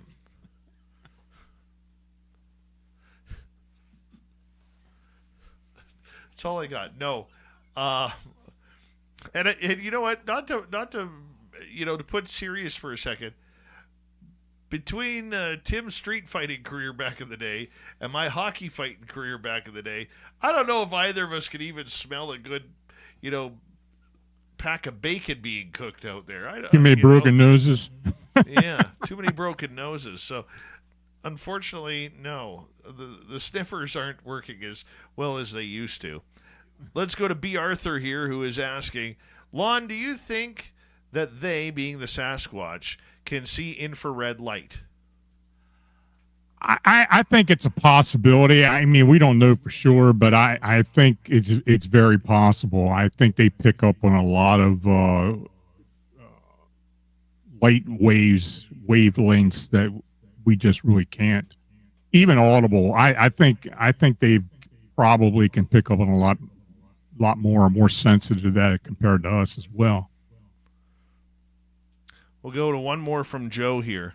When you're out in the middle of a weird Bigfoot, Sasquatch, Dogman places, do you worry about when you are letting loose a little bit of urine? Does it match up with the beast but I'm going to add to this question a little bit, because I think Joe is asking it in jest, but I think it's a serious question, because one of the things that you're always taught to do in safety is to mark your territory when you're out in the wilderness, so other animals can see you, or can catch your scent, and they'll stay out of the area because for some reason our urine doesn't smell very appetizing to them. But I'm curious if that would also work for cryptids, if they are using that as a marker as other animals do as well. Well, they probably do. They probably do, especially if they're indigenous and, they know predators and stuff would know they're around, and they'd be used to smelling that. But, yeah, I think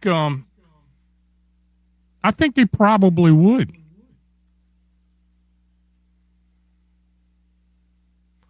It's so hard to figure it out. Yeah, I mean, I that's a hard question to answer, but yeah, I think who knows? I don't know. I don't know either. I really don't.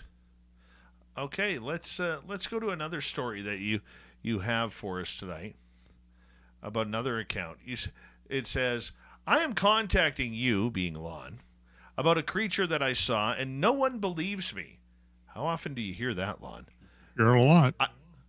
I once saw this giant white dog that had a lion-type face.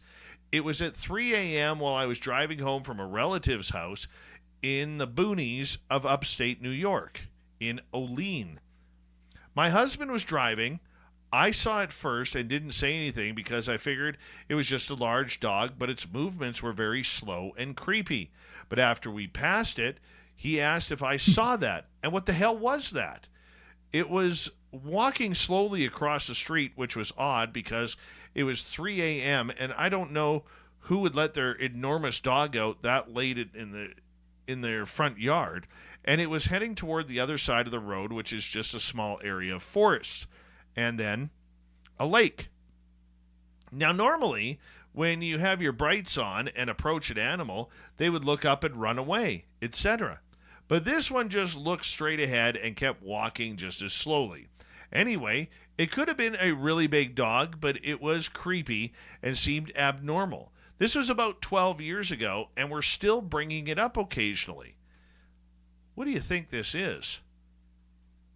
Yeah, I don't know what they saw. That area, I have had other reports, but nothing like a white dog, or a white cryptid canine with a pony size and a lined face. Many of the sightings of cryptid canines that we have received in that area look more and describe more like a quadruped, in particular a hyena. So I was kind of surprised by that one. I mean, with a lion head, though? Yeah. See, here's the thing. Coming from an outsider's perspective, like up here in Canada, people are not allowed to house wild animals unless they have a permit where they are using it for filming or for any type of science. Right. That's pretty much it. They have to be multi-caged up. You know what I'm saying? Mm-hmm. So it's not like I've had buddies in the U.S. who, I have one buddy in particular. I mean, he just lost his Capuchin monkey to death, passed away. He had tigers. I mean, you look at Tiger King. I mean, he allegedly let loose, 10 or 18 tigers into the wild before he was caught. So now when you go into that area between Louisiana and Texas, you have to be on the lookout for tigers.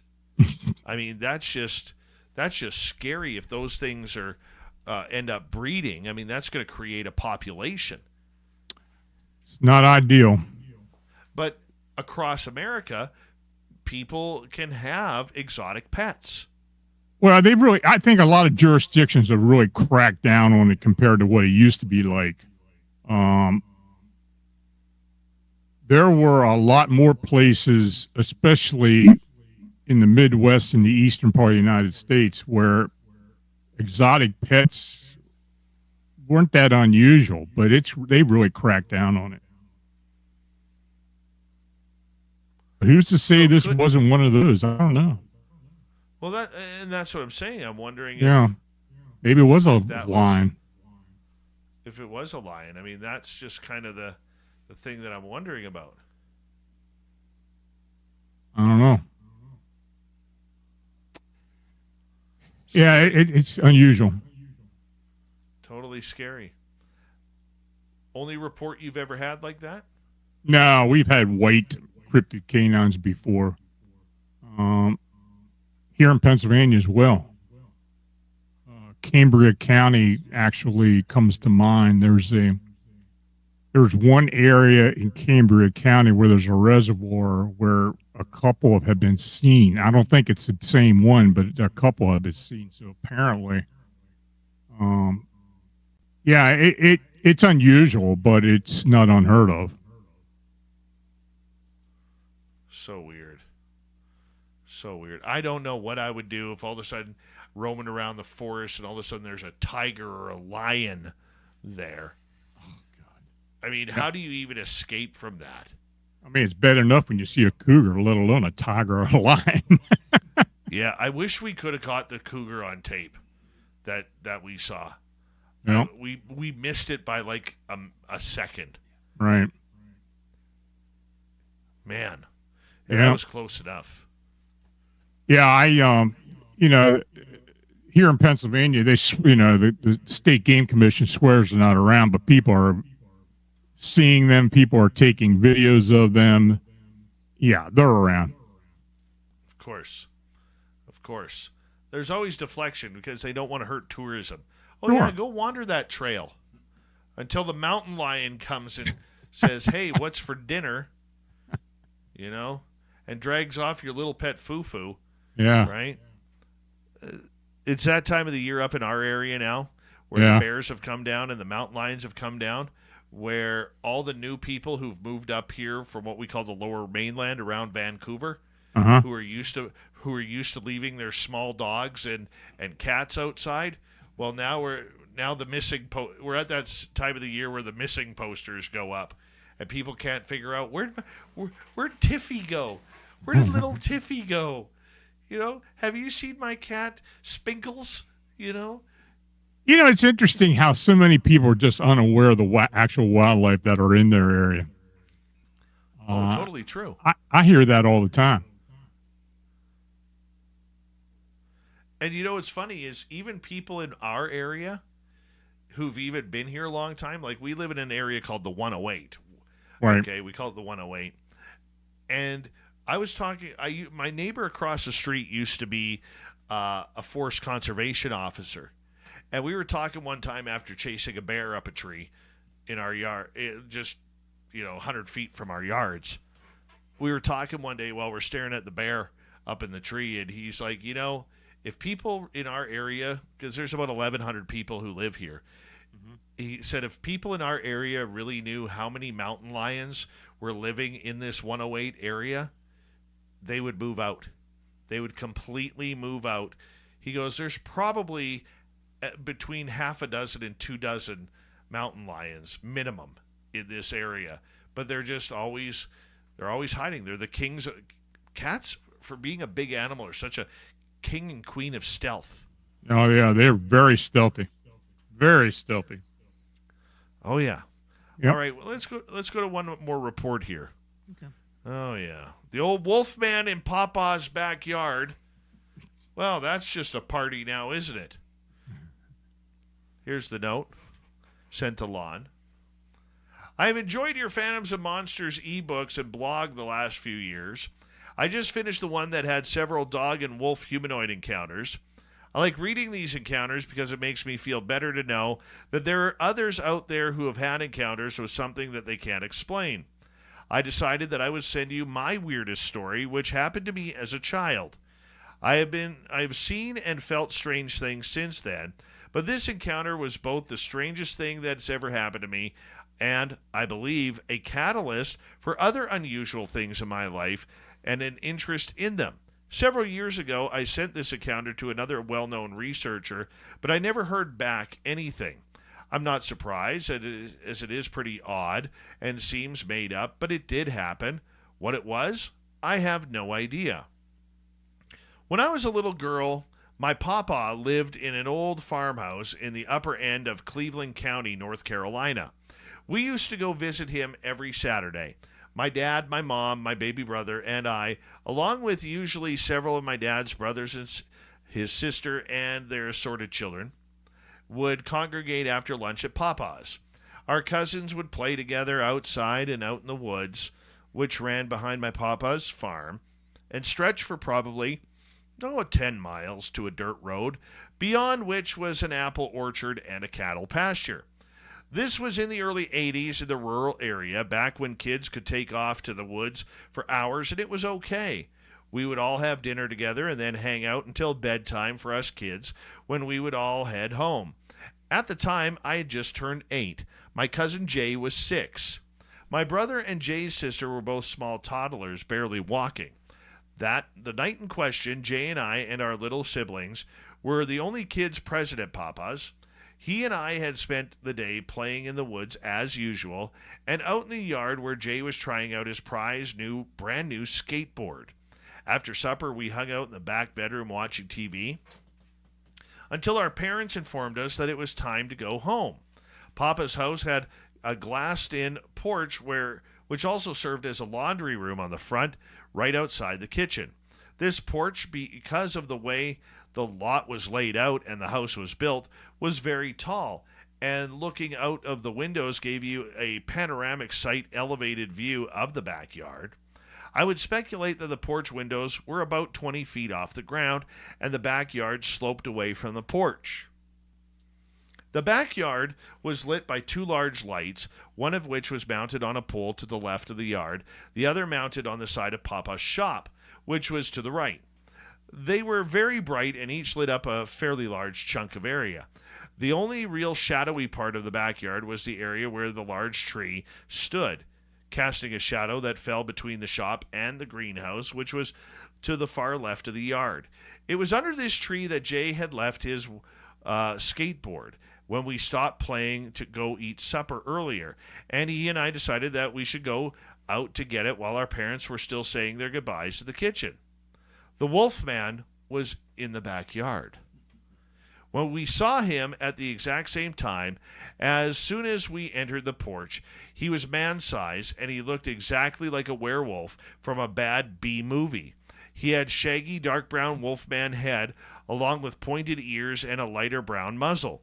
His hands were human-like as best as I can remember, though they were covered in dark fur and he had long claws. He was wearing a red and black checkered flannel shirt and blue jeans. I don't remember anything about his feet, whether he had shoes or claws, but his legs were straight like a person's, not bent backwards like a dog. He was walking back and forth in the yard almost robot-like, or as if he were on a track. I can't really describe it well. It was like his legs were moving a little, but not enough to actually count as walking. It was more like he was gliding, but in a jerky way. His body was human in proportion. He would move from the edge of the light near the greenhouse across to the light near the shop, stopping when he reached the end of the illuminated area, turning around in a strange jerky way and gliding back. His eyes were red and glowed some, like one of those laser lights that you could use to tease cats, that color and about that level of brightness. The only time he was out of our sight, was when he passed into the shadowed area of the tree. He seemed to be showing off for us, wanting us to see him, or at least that's what it felt like. The feeling that he carried with him was of overwhelming malevolence. I felt like he knew we were there and could see us watching, and he felt we were afraid and he was glad. Not sure if that makes sense, but it was what I felt at the time. Dread and fear, and like he was aware of us and doing what he was doing on purpose to scare us. Of course, we freaked out and started screaming for our parents, and of course they all rushed onto the porch to hear us hysterical because the Wolfman was in the backyard. They said the usual parent things about overactive imagination and way too much Scooby-Doo, because even though he was there walking back and forth in front of them, and we could both see them, none of the adults present could. I remember pointing and saying, "It's out there," and being frustrated because they couldn't see it. Finally, my dad, determined to put an end to this nonsense, announced that he was going to go into the yard and get Jay's skateboard from under the tree. We tried to stop him, but he went anyway. At that time, the Wolfman was still in his strange gliding walk back and forth. When my dad opened the porch door and hit the steps that led from the porch to the yard, he triggered the motion sensor light that was on the corner of the porch awning, lighting up the shadowed tree area. Just before that happened, the Wolfman had stepped into that shadowy area and disappeared from view in the dark. When the light came on, lighting up the tree area, the Wolfman was just gone. It was as if he had vanished into thin air, as they say. We never saw him again, though we became mildly obsessed with werewolves for a while, and after that, and started hoarding silver in case we needed to make silver bullets. When you were a child, it's pretty amazing what you can consider normal. We were scared at the time it happened, but it's like afterwards it didn't feel completely real because it was just so bizarre, and we sort of made a game out of it. A few weird things happened to us in the woods after that, but nothing could be considered paranormal beyond doubt, and nothing like seeing the Wolfman. Years passed, and I always wondered about what we saw that night. My cousin Jay forgot about it altogether. I asked him just a few months ago about it, and he didn't remember it at all. What brought it back was my memory was the story of Linda Godfrey's Real Wolfman, about a girl who saw the hitchhiking werewolf wearing clothes. Before that, I'd never seen a serious report of a canine or lupine humanoid wearing clothes in any publication. I don't often tell anybody about the Wolfman we saw because it sounds so completely crazy. Of course, my parents and Jay's parents never for 1 second believed we saw anything. I don't fully know the history of the land around Papa's. I know that there was a lot of Catawba Indians in that area before colonial times, and that there are several strange formations in that part of the country, and claim that, there's just, though that none of them seem to officially recognize as such. There are Bigfoot in the area, but, this is just a weird story, Lon. Yeah. Yeah, that's probably one of the weirder ones I've gotten for a while. I get a lot of weird sightings in North Carolina for whatever reason.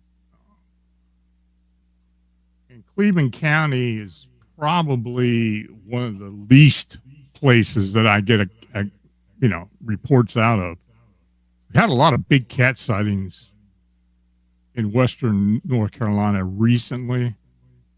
And we're actually looking into a sighting that was reported to me near the Pisgah State Park. But cryptid canines, maybe a little unusual. Werewolves, very unusual. I just by the way it's written and the whole thing, it was probably some type of apparition, I would believe. Was it real? I don't know. But it just seemed like it was a type of apparition or something. That's incredible. Yeah, it's a weird story. Absolutely incredible. I could imagine. And you know what? I believe her. Yeah, I do too. When you I talk to her. I believe her. Really? Yeah. What convinced you? Just by the way she told me. She seems so convinced by it. You can usually get that sense when you're talking to folks when if it's something they believe they perceived as opposed to something they're making up. Right. Yeah. Lon, we got about 30 seconds left with you. I want to say a big thank you for coming on Spaced Out Radio again this night and this month. You are one of the best. We'll keep you in touch with what's going on at Flight 21. Quickly tell everybody where they can find your website and your books. go to famsofmonsters.com. The book links are there, or you just search Lon Strickler on Amazon. And our show is at Fams of Monsters. Fams of Monsters. I even forget the name. Yeah. All right, Lon Strickler, everybody. Coming up next, Swamp Dweller and Little Timmy James with the UFO Report. You're listening to Spaced Out Radio with your host, Dave Scott.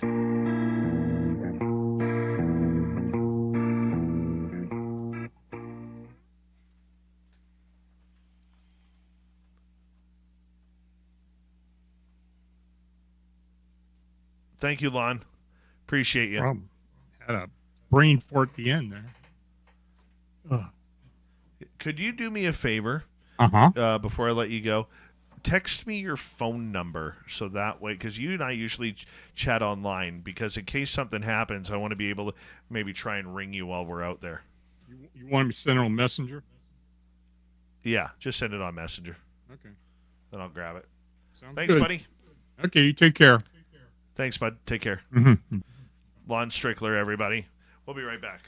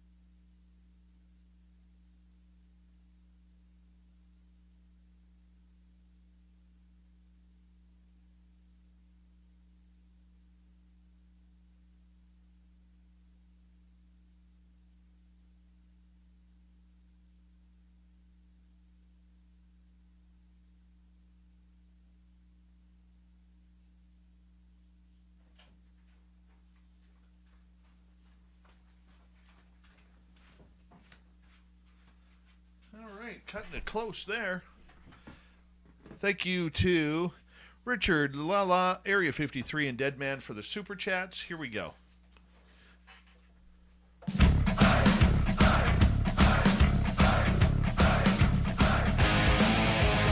All right, third and final hour is underway on Spaced Out Radio. My name is Dave Scott. Thank you for tuning us in wherever you are on this beautiful planet we call Earth. Swamp Dweller and Little Timmy James and the UFO Report coming up here momentarily. But first, we want to say hello to everyone listening in on our terrestrial affiliates around North America, digitally on every major podcast network. Our website, spacedoutradio.com, we have a plethora of features for you. Rock out to Bumblefoot, read the news wire, check out our swag as well. Follow us on X at Spaced Out Radio, Instagram at Spaced Out Radio Show, and on Patreon in the Space Travelers Club. The Desert Clam has set the password for tonight in the SOR Space Travelers Club. Obsequies. Obsequies is your password. Use it wisely, Space Travelers, as the Clam sets the password each and every night right here on Spaced Out Radio. Let's head to the swamp. Hello and welcome to Spaced Out Radio's Swamp. I'm Swamp Dweller, and tonight I'm going to take you on a mystic journey of the unknown, sharing tales of monsters, legends, and nightmares. Welcome to the Spaced Out Radio Swamp. So, I and two of my buddies were up Lone Peak Canyon with a plan to sleep under the stars and leave the next day. So we got everything set up and decided to go swim in the lake. On our way back, we saw a single deer with abnormally large eyes and ears, and it had odd proportions in general. I've grown up in Utah Valley my whole life, and I've seen thousands of deer, so I know what they usually look and act like. The deer was sitting on a rock like a dog, and it turned its head to watch us without giving any reaction. Its head seemed to turn and follow while its body stayed perfectly still. It almost looked like its head was detached from its body. I decided that it was just an odd occurrence and that I should just ignore it. This was at 4 p.m. About 30 minutes later, we were at our campsite and we saw the same deer chasing another. But it stopped and continued to just look at us for maybe 5 minutes. When we all looked away, it almost just disappeared. Maybe it took off as soon as we looked away, but this was also odd. 30 minutes after that, we saw the same deer, probably 200 yards away up on the side of the hill overlooking us. It stayed there for at least 45 minutes, just staring at us. The fourth time we saw it was later around 9:30 p.m. when we were in our sleeping bags getting ready to go to bed. The deer came up from the river that we were next to, probably 20 feet away, and just looked at us again for maybe 2 minutes and then went back down. The same thing happened again in the same spot 15 minutes later. It almost seemed to be checking if we had gone to sleep yet. It continued to check on us one more time, 15 minutes later again.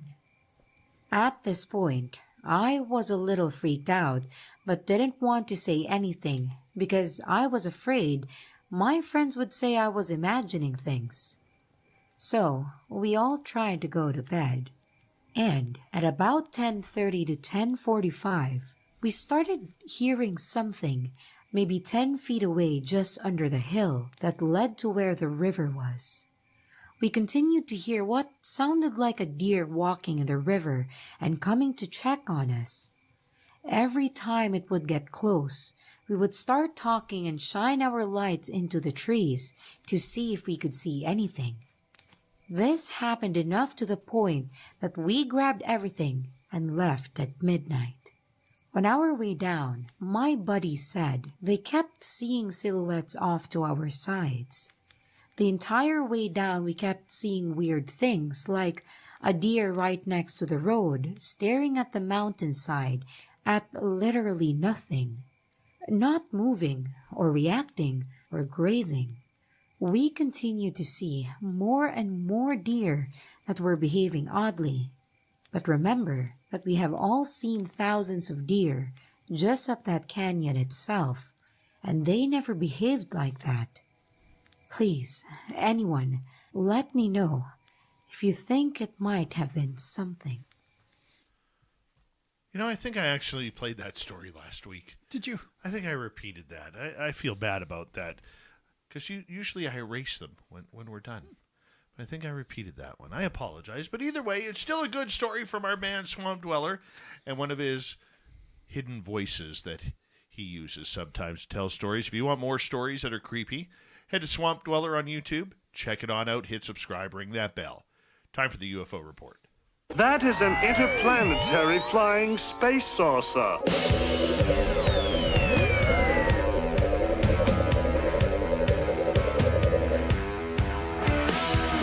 You have made me very angry. Very angry indeed. Little Timmy James, it's good to have you back in studio here tonight. How you doing, my friend? I'm doing good, my friend. How about you? Good. I'm still amazed at the amount of traction we're having on that YouTube video and Lon's interest in everything and providing some good ideas, man. Yeah. I think we've got a lot of ideas. I think it's just dialing her down and going at it easy, like we've talked about, letting it happen and letting it come to us. I think, with the amount of excitement that this has generated with you and I, but amongst everybody else, just makes us makes me want to stand on the pedal and just, let's go for it. But that's not the way we're doing this. No. I mean, we're going to take our time. And once again, if you want to see our video on the Flight 21 cause and effect, yes, just head to our YouTube channel, Spaced Out Radio, hit subscribe. Cheap plug there. Cheap plug there. And you can watch the video for free and see what we're talking about in this weird, strange area. But and I want to say a big thank you to you and your wife for coming out on my birthday. Oh. Yeah, you're welcome. We wouldn't have missed it. It was way too much fun. Yeah, and finding those footprints, man. Yeah, I don't know. I was like, I think she was so excited because it was your birthday and she found them and it was your birthday. Right? Yeah, I was surprised when she called us over there. I was like, okay. Wandered over. I was like, oh my goodness. Well, it was funny because, she called you over first. Yeah. And then like 2-3 minutes later, I hear, "Oh, Dave." Exactly. Come on over here. You might want to see this. Yeah, 9 inches. Those Yeah. are tiny. Yeah. Baby prints. But the amazing thing is that, yes, they were tiny, but the depth of the first footprint, I was like, holy, that's like. We could cast that. Mm-hmm. Yeah. We definitely need to try and get back there to see if we could cast it. Yeah. And we're not looking at any rain, so we might be okay. Yeah. Just let's hope that nobody drives over it. Mm-hmm. No kidding. Yeah. All right, man. Let's get to some UFOs because that's why we bring you in here. Okay, we can do that. What do you got for us? Well, ran across this story, and it's about the Rubin Observatory. So the Vera C. Rubin Observatory. It's in, Chile. So found this really interesting, and I know it's been talked about before in different circles, but new to me, and I thought I'd bring it to the audience and the rest of the listeners. So the Vera C. Rubin Observatory is perched atop a mountain in Chile's Atacama Desert. Represents a monumental leap in humanity's quest to understand the cosmos. With its state-of-the-art 8.4-meter telescope and the world's largest digital camera, the observatory is poised to create a decade-long movie on the night sky, capturing unprecedented details of celestial phenomenon. Yet, a shadow looms over this beacon of scientific ambition. Government-imposed data filters that systematically remove information about fast-moving or unidentified objects cloaked under the vague guise of national security, in quotes. These filters, operating without external oversight, judicial review, or any obligation to justify their use, threaten to stifle academic inquiries and obstruct open investigations into UFOs, raising profound questions about the balance between secrecy and scientific progress.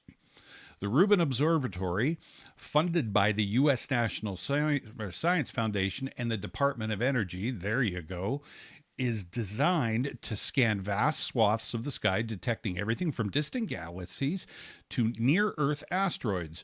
Its ability to capture transient events, objects that move quickly or appear unexpectedly, make it a potential goldmine for studying UAPs and UFOs. However, reports indicate that any data deemed sensitive by U.S. government authorities is flagged and removed from the observatory's database sets before it even reaches researchers. This process, shrouded in opacity, allows no public log, no audit trail, and no mechanism for scientists to challenge or even understand what has been withheld. Such a system not only undermines the observatory's mission of open scientific discovery, but also casts a chilling effect over researchers who fear their work may be censored without explanation. The lack of oversight is particularly alarming. Unlike other areas of national security, where checks and balances, however imperfect, exist, these data filters operate in a black box. No independent body reviews the decisions to remove data, and no judicial process ensures that the label of national security is applied appropriately. This absence of accountability raises the specter of abuse, where legitimate scientific data could be suppressed for reasons unrelated to genuine security concerns, such as political embarrassment or bureaucratic convenience. The Rubin Observatory's director has acknowledged negotiations with government agencies to implement these filters, with one agency contributing $5 million to create a dedicated network for handling sensitive data. Yet, the identity of this agency and the specifics of what constitutes sensitive remain undisclosed, leaving scientists and the public in the dark. The Rubin Observatory stands at a crossroads. It can either uphold its commitment to open inquiry or succumb to the regime of secrecy that undermines its purpose. To restore trust, the observatory must advocate for transparent protocols, including independent oversight and a public log of data removals, even if specifics remain classified. Scientists should have a mechanism to appeal decisions, ensuring the academic freedom is not sacrificed at the altar of unspecified threats. The study of UAPs and UFOs offers an opportunity to demonstrate that science can tackle even the most controversial questions with rigor and openness. By allowing unchecked government filters to dictate what researchers can see, the Rubin Observatory risks dimming its own light, casting a shadow not only on UAP and UFO research, but on the pursuit of truth itself. Like, what is that about? It sounds like a whole bunch of jargon for things we already know. Right? Okay. I think at times people are reaching for the UFO story. They're trying to tie it all in. Oh, look at this. Look at this observation tower here. Look at the Lucifer Tower in New Mexico. Right. Look at NASA. Look at the U.S. military. Look at all of these people. It just doesn't seem to be a big story. I mean, maybe it's not for us. No. Because we're in this field on a daily basis, and we kind of eye roll when we hear a story like this, and we're like, yeah? So what's your point? Yeah. Whereas to the new people who are just still being indoctrinated that this subject is real, that's where I could see them going, wow. Yeah. They're really going deep on this. But, I mean, if you look at that article again and just listening to what you read, there's not a lot of depth there. They're not saying what they're doing. They're not really saying what they're looking for, what they would do to find. What would they do if they found anything? You know? So it just really doesn't make sense for this article even to be written, at least in my opinion. What's yours? Yeah, it is. It kind of glosses over it, and I totally agree with that. But I do agree too that reaching people that are new to this maybe does suggest, like, here, this is what's going on. It would have been, I think, bang on if it would have been more descriptive. Had somebody seen something, had there been some real concrete evidence, a little more depth to it, I think would have been a lot more meaningful, if that makes any sense. I don't know. I think what happens is a lot of these writers who have maybe a gleaning interest in this subject, like, they don't want to go too in depth because they don't want to be known as the woo writer or the UFO writer. Mm-hmm. So what they do is they kind of skim the topic. They don't go in depth. Right. And I think that's what we had here. I think whoever penned this article really missed the boat on what this is about, because they could have gone a lot deeper about what they're searching for. That's for sure. Yeah, exactly. So, into something else. This is something that I've noticed that there hasn't been a lot of talk about, but there's been a lot of coverage on it, but I don't hear a lot of talk about it. So it's the Boogosphere, the one that they landed in Colombia or crashed in Colombia. So I guess in March of 2025, a small town, Buga, Colombia, became an epicenter of a global mystery when a metallic sphere etched with cryptic symbols reportedly fell from the sky. Dubbed the Boogosphere, this enigmatic object has ignited fierce debate among scientists, UFO enthusiasts, and skeptics. Is it a genuine artifact or an extraterrestrial origin, or a cleverly crafted hoax designed to captivate the imagination? The story of the Boogosphere raises profound questions about humanity's place in the cosmos and our readiness to confront the unknown. So the saga began when a local witness reported seeing a luminous spherical object zigzagging through the skies of Buga. Videos captured by onlookers show the object darting unpredictably before descending allegedly after interacting with a high-voltage power line. Soon after, a metallic sphere weighing approximately 4.5 pounds and adorned with intricate markings was recovered in a wooded area near the town.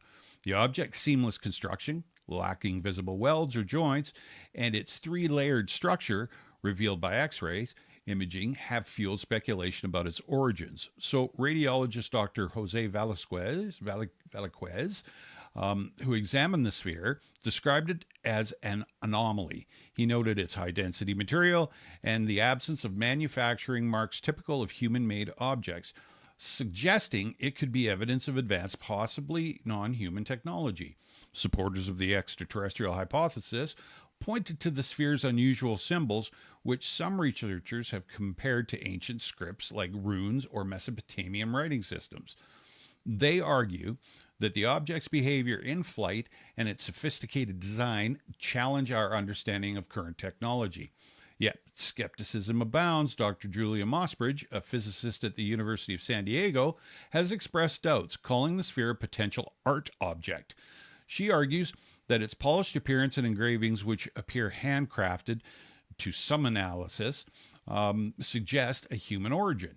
Mossbridge emphasizes the need for rigorous scientific analysis, recommending that the object be studied by groups like Galileo Project, which specializes in identifying non-human made materials.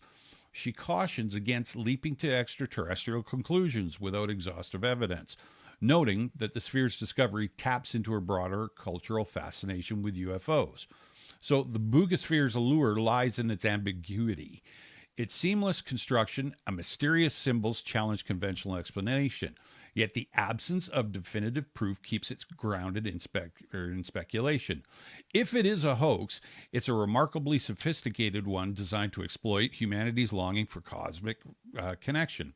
The sphere's engravings, while intriguing, could be work of a skilled artisan, and its flight patterns might be explained by experimental drones or atmospheric phenomenon. Conversely, If the sphere is of extraterrestrial origin, it could represent a turning point in human history, forcing us to grapple with the reality of non-human intelligence. The broader implications of the boogosphere extend beyond its physical properties. It underscores the tension between science and belief, reason and wonder, in an era where advanced technology blurs the lines between the possible and the fantastical. Distinguishing fact from fiction requires patience and rigor. The sphere has sparked renewed calls for open scientific inquiries into the UAP and UFO world, with advocates urging global collaboration to study such artifacts. Whether it proves to be a cosmic relic or a terrestrial ruse, the boogosphere reminds us of the enduring desire to look skyward, seeking answers to questions that have haunted humanity for centuries. Are we alone? And are we ready to really find out what's out there? I've seen this thing on every social media platform out there. And it was funny because somebody had sent us a video on in our SR chat. And I was like, yeah, I don't think it's ever been covered. I haven't seen very many stories on it besides what's written. I would think that this would be holy cow, what the heck news, right? I don't know about you, but it just seems very like it took a back burner to a lot of stuff, and I'm not sure why. That's actually a good question. I think the reason why a lot of these stories don't get a lot of coverage is because it's not happening in a major country. Not to put down Colombia. No. Okay, but I mean, you look at all the action that's happening in Brazil. Okay, or Argentina or Peru. There is a lot of UFO action down there. Yep. And unless it's a major story of something happening, we just don't hear about it. We don't pay attention to it. If it happened in the U.S. or Canada, it would get a lot of play. Yes, I would suspect that. So sure. It's easier for them to sweep the story under the rug if it doesn't happen in North America. The other thing we have to remember, too, is a big story to us is not a big story on mainstream media. True. Yeah. Okay, so you could have another Roswell-type incident, and yes, that would get play. But for how long? Especially in today's 24-hour news cycle. Within 48 hours, until there's updates, that story would be dead. You know, the mainstream media, as I always caution people as we get ready to go to break here at the bottom of the hour with the UFO Report with Tim James, the mainstream media isn't told not to cover this subject. The mainstream media doesn't cover this subject because too many program directors, news directors think that they will be labeled as moronic and possibly lose their job for playing the UFO story because it's not news. We don't do conspiracy theories. We don't do tinfoil hat wearing type of stories. That's the real attitude. No, there's no CIA director sitting in every newsroom saying what can and cannot go on the air. That's not how it works. It is all ego with these people. It's an ego-driven business. And that's why we don't get the UFO news on mainstream very much. UFO Report with Little Timmy James continues on Spaced Out Radio right after this. This is Spaced Out Radio and your host, Dave Scott.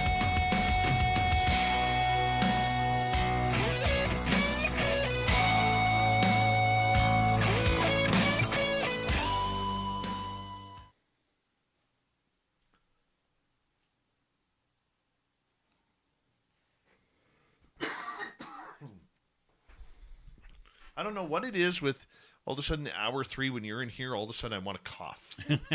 You're allergic to me. Thurston Howell the Third, how are you? How's Lovey? Give us an update.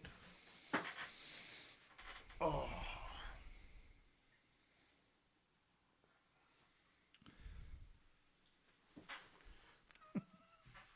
All right, Bach. Forgot my drink on the table. Oh, no. Oh, yeah. Don't mind me. All right, I won't. Just staring to the camera. Okay. Bet you guys can't move the chair.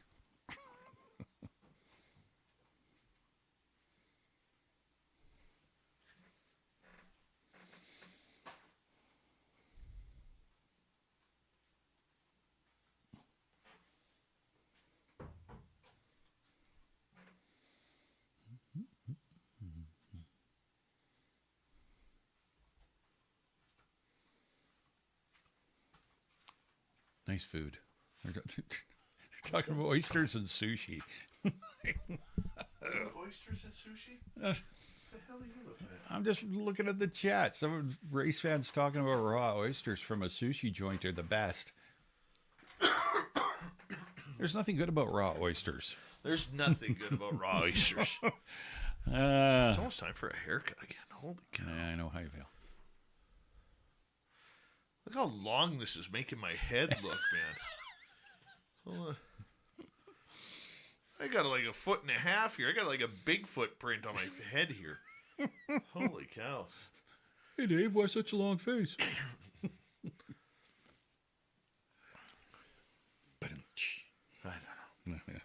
I don't know. Back to the barber's chair. Yeah, but that's okay. Get the shave. Yeah. Hot towel. Sweet Donna C has arrived, everybody. Sweet Donna C.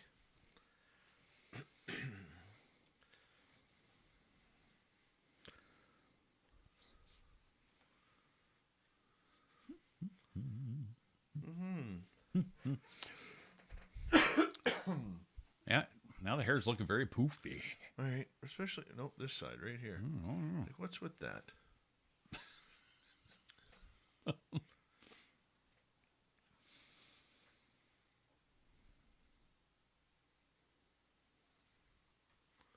Do do do do do do do do do do do. So yeah, Wednesday I'll go get marbles. I'll just get a couple trading items, see if we get the whistles. Yeah, see if we can find whistles. I got to go into... I'll be in town tomorrow anyway, so... I might go to the gem store and pick up some jade and quartz. Oh, over in the corner there? No, I don't go to that. Those ones. No? I used to go there. A little bit of attitude in there. Yeah, I've found it, extremely at times. Yeah. Yeah.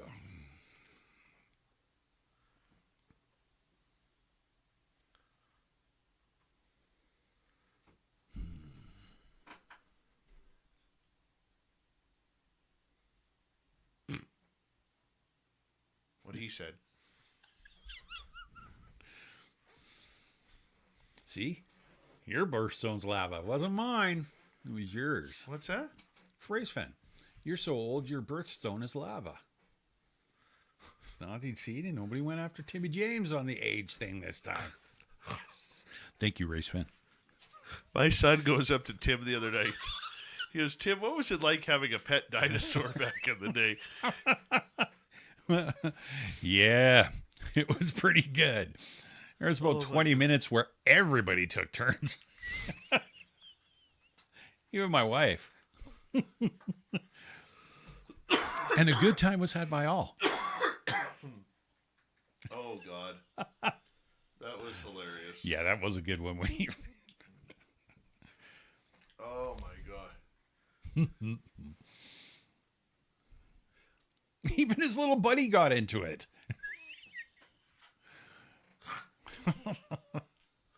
Oh. Yes. Hi, Chris.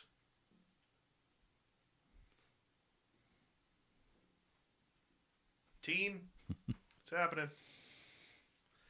Like, why can't you just bring them together? I was just thinking that. What's with the gap? I don't get the gap. Thank you, Richard, Lala, Area 53, and Deadman for the super chats tonight. And go check out our brand new swag at spacedoutradio.com store. We do not have ugly swag, people. You'll like it, including the brand new Merle shirt, which is nice. The new hoodies, new tees. I'm getting a hoodie. Yeah, they're nice. Here we go.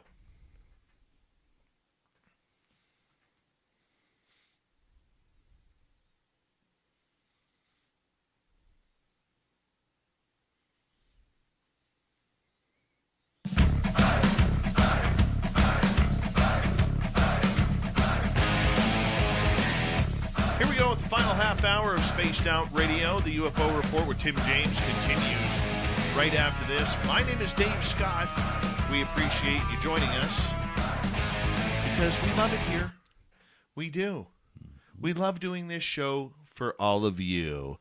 Yes, each and every one of you who will not admit publicly you're a weirdo too. You know those people. Yes, I I do. know those people. Mhm. You know what I love about people out there, Tim? What's that, Dave? I love it when people will be like, "You believe in that stuff?" "Yeah, I do." Mhm. "Are you serious?" "Yes." "Well, there was this one time. Yeah, exactly. I don't know what happened here, but it was sure odd." And then they open up and tell you a great story. I know. Can I talk to you for a sec? Yeah. Sure. Yeah, I had a guy pull up to my office the other day No way. just to talk about a Bigfoot story in his neighbor's yard. Oh, cool. Yeah, Right out on. near Rail Lake. Oh, yeah. Yeah, it was very cool. Very cool. All right, reminder to all of you that if you missed most of this show or others, our archives are always free on YouTube or any major podcast network. Why are they free, Tim? Because that's the way you want it, Dave. That's exactly the way I want it. Exactly the way I want it. Our website, spacedoutradio.com. We have a plethora of features for you. Rock out to Bumblefoot, read the news wire, check out our swag as well. Follow us on X at Spaced Out Radio, Instagram at Spaced Out Radio Show, and on Patreon you can join the Space Travelers Club. UFO Report, Little Timmy James is here. Hey, I just want to go over a topic with you because I heard this conversation from a couple of people on the weekend, especially on X. A lot of people, once again, upset with Lou Elizondo. Oh, surprise. Because he didn't make it to the alleged hearings, claiming he was sick, but just a couple days later showed up at the McMinnville, Oregon UFO Festival, all happy and joyous with Jeremy Corbell and George Knapp. Mm-hmm. Look, I know a lot of people are upset with Lou Elizondo. I mean, the ULP, the unidentified lighting phenomena, then the UIP, the unidentified irrigation phenomena photos. Yeah. He's had to wipe a lot of egg off his face For sure. over the last number of months. The two fake photos, and then people like Dr. Eric Davis and Jay Stratton going at him after his book Imminent came out, where they were kind of, you know, even though he was very complimentary with them about his book, they still seem to go after him. Yeah. A lot of people believe that this is the reason why the UAPDF parted ways with Lou is because of the photographs Right. that were not real. So there is a little bit of dirt on the, how can we put it, the prodigal son Yes. of ufology. Good one. Yes. We've never used that term, prodigal son. No, it's good, though. Thank you. It just came to that. All right. Sometimes my journalism degree works. Yeah, that's right. Right? But here's my thinking of it. I've had that 48-hour bug before. Mm-hmm. And then the next time I feel absolutely great. Like Yeah. nothing happened. And I think because we are all... The one thing about North Americans that we're really good at is we're great at building up people and we're great at tearing them down. That's right. You know, everybody is human. Everybody makes mistakes. And when you are in the public eye and you make a mistake, that becomes tenfold. There's not a person on this planet that doesn't have holes in their glass house. Absolutely. And whether or not you are a fan of Lou Elizondo, he's a human being. I think he makes mistakes, Yeah. just like we all do. Now, because of who he is, his mistakes are a lot brighter and shinier Well, than, say, yours or mine or people listening on the radio right now. Mm-hmm. But is it fair that people are online carving him a new one, berating him for missing the Washington, D.C. hearings, yet getting paid to go to a UFO con? I have an opinion. Fill me in. Let's discuss this. Yeah. So you're right. First of all, I agree. Everybody's human. Everybody makes mistakes. Whether you like them, whether you believe them, whatever, it is what it is. It's happened. But it's everybody's pointing at Lou. They called it, what did they call it? The skiff flu, right? Yes. But it wasn't just Lou that missed it. Nobody showed up. Right? Nobody showed up for it. So, okay, so he'd already signed up for this engagement in Oregon allegedly, and I'm sure, and he got paid to do it. Okay. So you're right. 48 hours. If he was sick, he got sick and he's better. Simple, right? But what I'm seeing what I'm seeing is people going after him, and it's frustration. I think they're lashing. People want answers. People want to know why. He's a fake. He's a this. He's a that. One thing I got to give Lou credit for, and you can disagree with me all you want.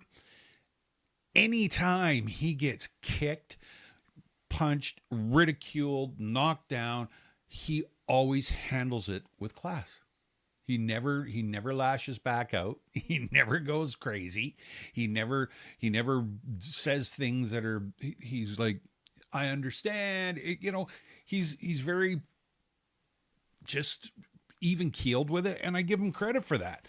And you know what? Sometimes people need a break, and whether, like I said, whether you believe in him, whether you don't believe in him, I get it. He's made mistakes, and he's come up with some pretty oh my God mistakes that you would think that he wouldn't have done being at his level. But you know what? Is what it is. And again, there was 3 people that didn't show up to that meeting, and everybody's pointing at the one. I'm not quite sure why, but yeah, I guess it's just easy to go after him. Here's one thing that I will say, and I'm getting real sick and tired of people poking fun. When you're booked for a conference, you are booked sometimes 6 months to a year in advance. Right. Okay? And yes, there is a gratuity that comes along with your time. Mm-hmm. And I don't understand why in the UFO world that people in this field are not allowed to capitalize on their knowledge, on their books, on their research, on their position. Mm-hmm. It's not grifting like they make it sound out to be. No. Okay, it's not. Okay, it costs time. When I go to a conference, I work a daytime job too. Mm-hmm. So when I went to Nebraska, I have some things that I require. Of course. They offer, not me. Mm-hmm. They offer to pay my flight. They offer to pay my food. Mm-hmm.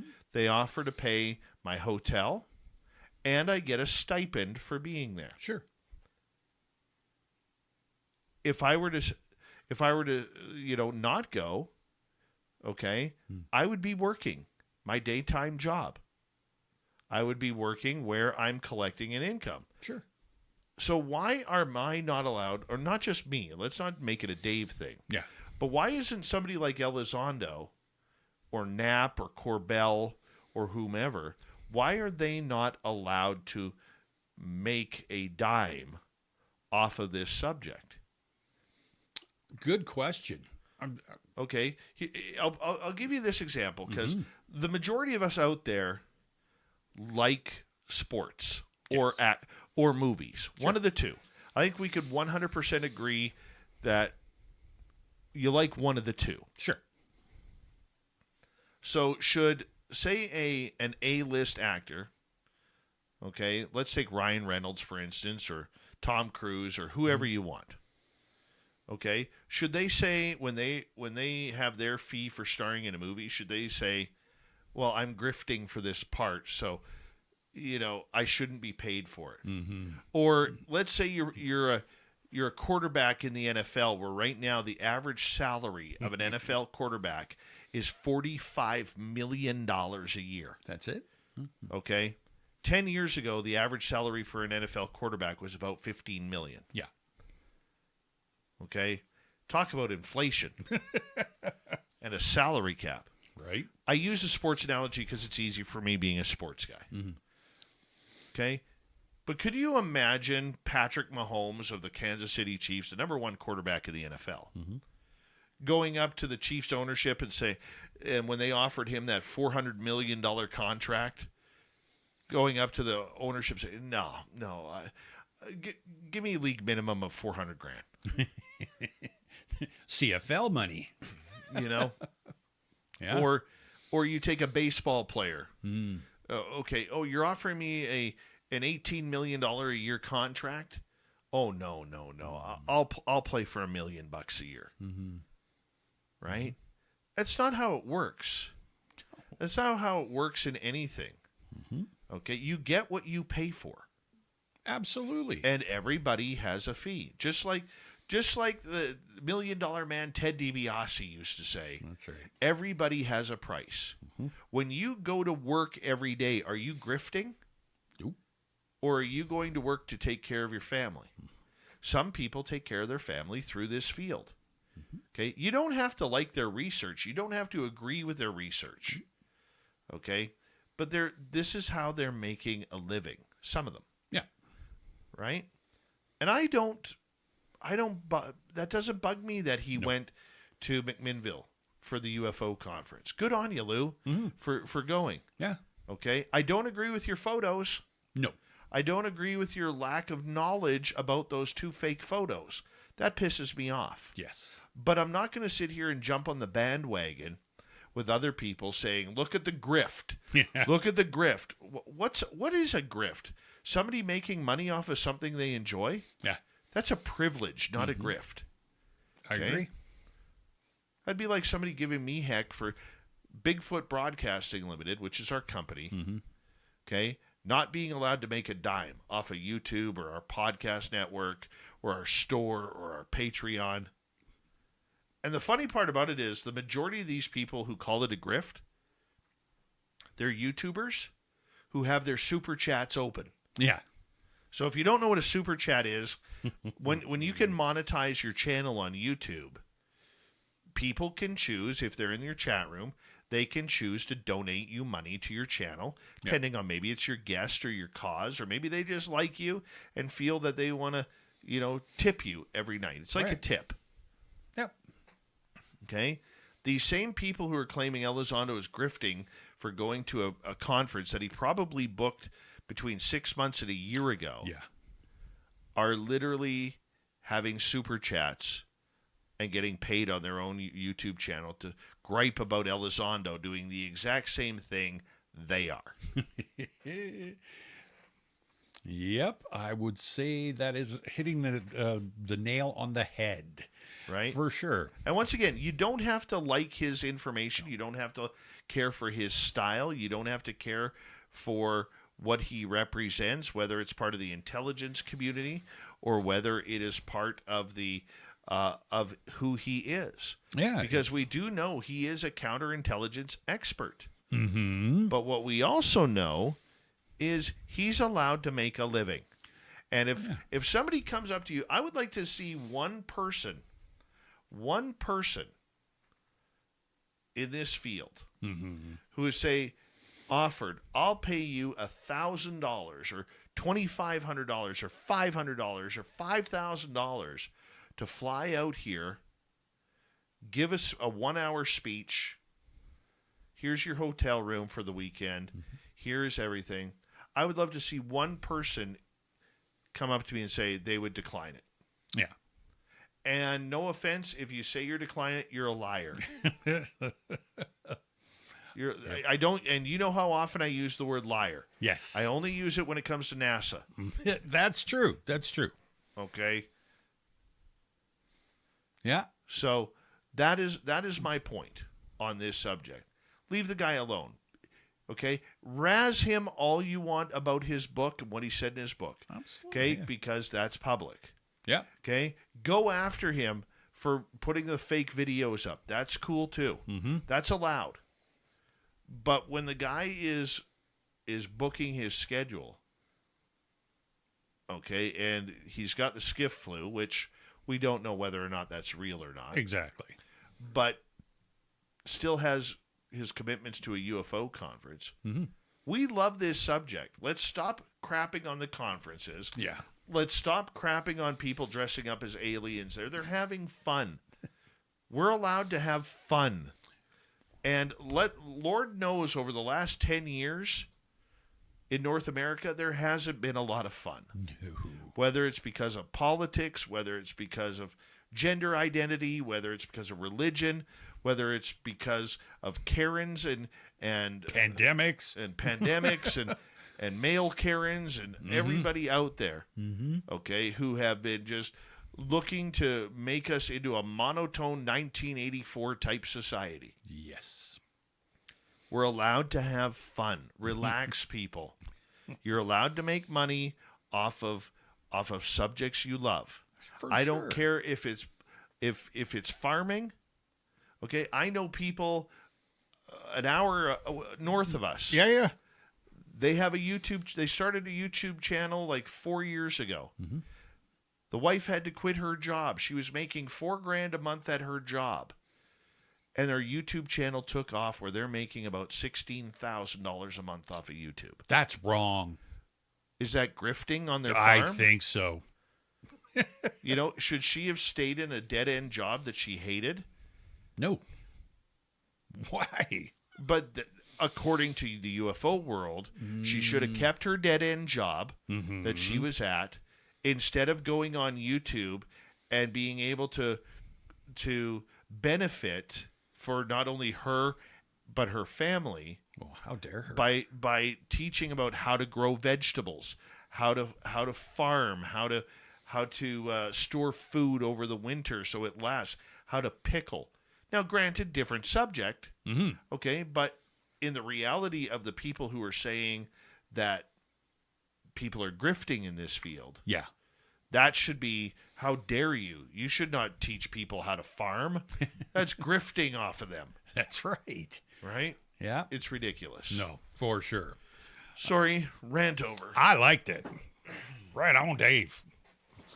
So, we'll get into something that I think we'll all enjoy. We got 4 minutes. Oh, that's easy. So, this happened in Oak Creek, Wisconsin. So, what began as a normal Saturday evening cookout turned into something decidedly less normal and possibly extraterrestrial for Doug Peters, 42, of Oak Creek. According to Peters, the incident began at about 7:45 p.m. while he was grilling brats in the backyard. The sky was clear, the charcoal was perfect, and he was 2 beers into what he assumed would be a peaceful evening. Then things showed up over his head, just floating like it owned the place. So Peters described the object as a shiny circular, definitely not a bird, plane, or anything made by Honda. It hovered silently for about 30 seconds before projecting a narrow beam of light down onto his lawn. That's when things took a turn. The catch-up bottle tipped over, and that doesn't just happen, he insisted. As our dog Buttons sort of lifted off the ground for a second, she didn't seem to mind, but I think that's mostly because she thought it was a new game. His wife Cheryl corroborated parts of the story, noting she also saw the light and felt a mild static charge in the air. Doug's hair actually stood up a little, she said, which was really impressive because he'd been balding since 2012. What really sealed the encounter for Doug was what happened next. A small, vaguely humanoid figure appeared inside the light. He described it as having large head, dark eyes, and general air of superiority, like a guy who insists you're using the wrong kind of charcoal. The being allegedly floated into place and for a few seconds then handed Doug a laminated card. Yes, laminated, which read, "We come in peace, and also your planet's Wi-Fi is terrible." After what Doug described as a mutual nod of respect, the figure vanished in a flash and the craft zipped upward and out of sight in a motion Peters described as like someone skipping the boring part of a YouTube video. Oak Creek police responded to the call but were unable to locate any physical evidence apart from a magnetized grill lid, and one of the bratwursts was now glowing faintly under a black light. Officer Carl Jenkins commented, "Look, I'm not saying it was aliens, but it sure wasn't a weather balloon, or at least not one from this weather." As for Doug, he said he'd be back at the grill, but this time with a GoPro strapped to his forehead and a tinfoil apron just in case. Whatever it was, it came for the brats, he said, and I can't blame it. They were perfectly seared. Again, these are allegedly true stories. Right? We're trying to have a professional show here. Well, rather than aliens coming down for the bratwurst. And people throwing corn. Yeah, well, got to end it on a funny note. Oh, I get that. I'm going to be honest with you. I don't believe that one. I had a tough time with that one, too. I think there was more than 2 beers. You think? That had been drank at that point. Yeah, I would agree with you. I think we may have been on the second case. Mm-hmm. Mm-hmm. And the dog was floating.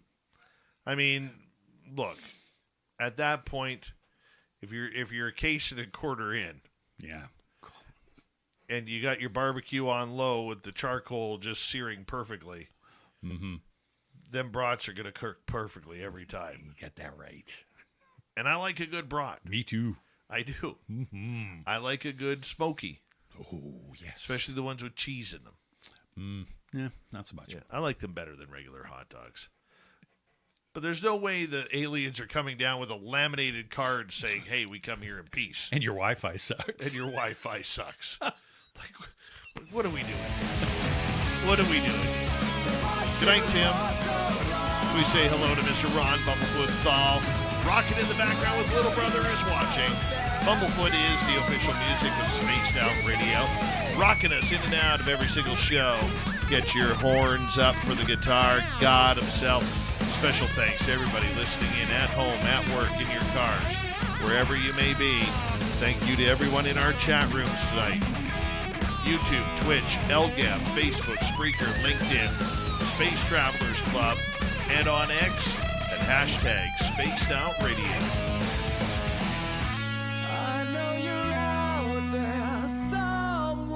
Remember, this show is copyright by Spaced Out Radio and SOR Media Ventures Limited. Thank you so much for choosing to share your evening with us, because together, my friends, we're watching. We own the night. Mr. Bumblefoot, we need a favor. We need you to take us home.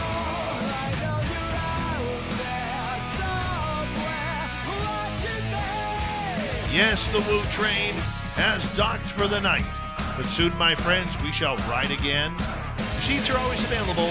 Your tickets never expire. And if you want to bring a friend, we've got room for them too. Good night, everybody.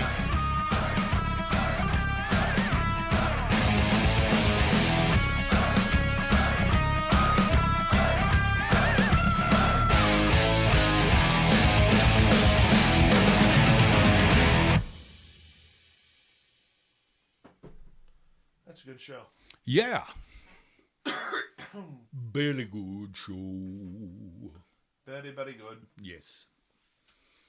And let's go May 26, 25, Strange Days with Little Lonnie Strickler.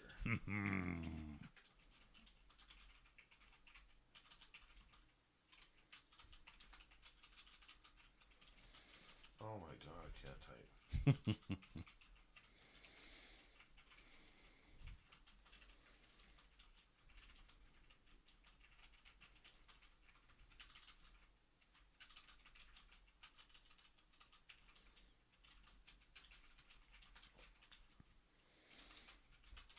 What's Joe saying there? Dave, talk to us about the voices. We didn't hear the voices. Yeah, we didn't hear them. It's everybody else in the audience that's watched the video and posted comments that have heard them. Apparently, where is it here?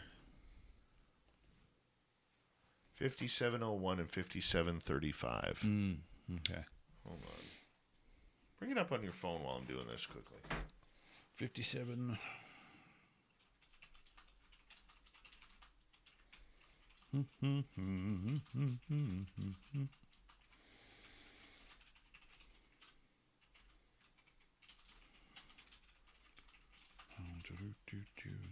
We'll just wait for the commercials. Skip. So 5705, you said? 5701. Okay. 5735.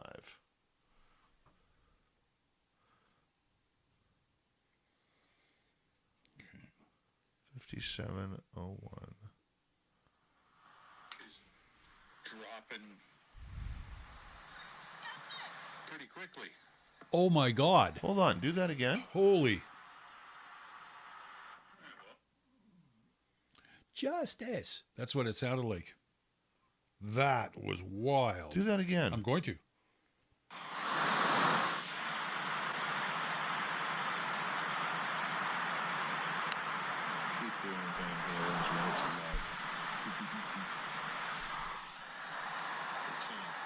Hey.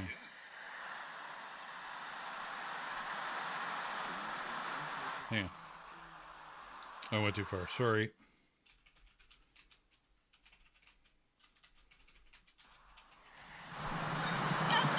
Pretty quickly. Holy. I tell you what I'm gonna do. I'm gonna boost that right now. Hold on. Let's boost this right now. What the frick? Okay, guys, legit. I'd never ever heard that. Hold on. Yeah. So what was it? 5701. Just start at 50, around just before 57. Okay, I'm recording this. My battery is dropping pretty quickly.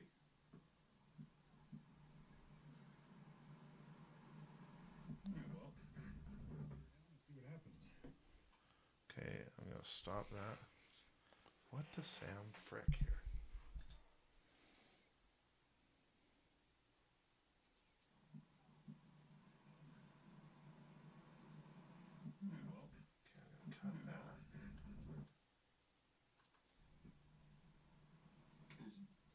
Dropping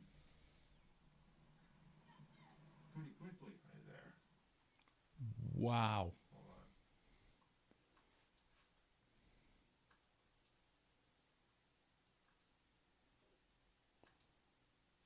Oh, stop. I'm gonna boost this.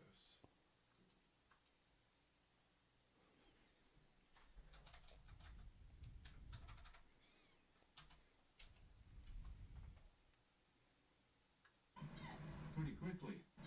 Pretty quick. Pretty quick. Pretty quickly.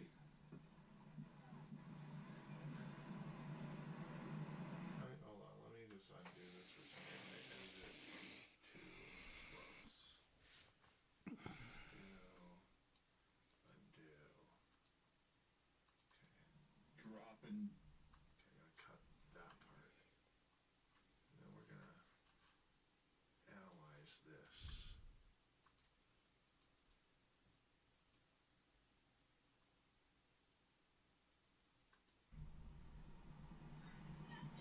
Pretty. Sounds like Captain.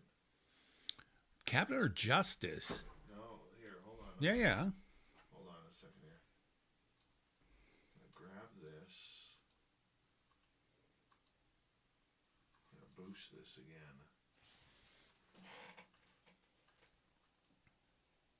That's too loud. Let's go. 200.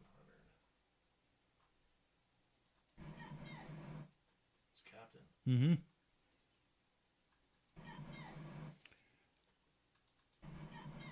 Captain. Whoa.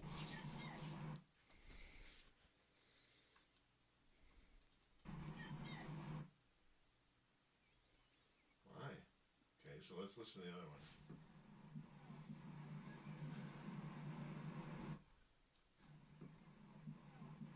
Copy. I'm gonna boost this up too.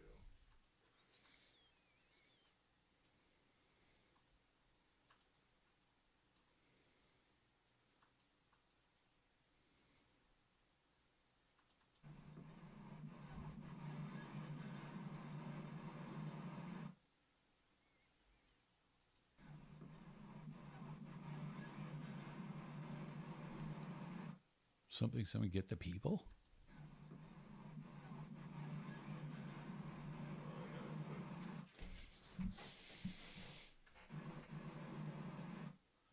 Cut that part. That's just noise. So let's build this part up. Effects.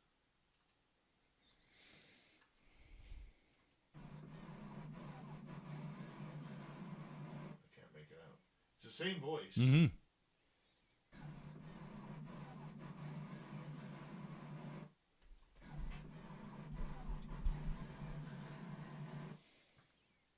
Something get the people? I don't want to make it up. No. But that's definitely Captain. Yeah. Or that's it. It's a hard C. Mm-hmm. There it is. Yeah.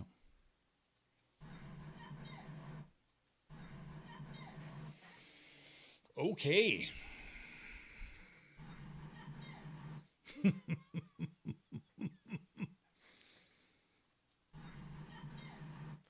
Wow.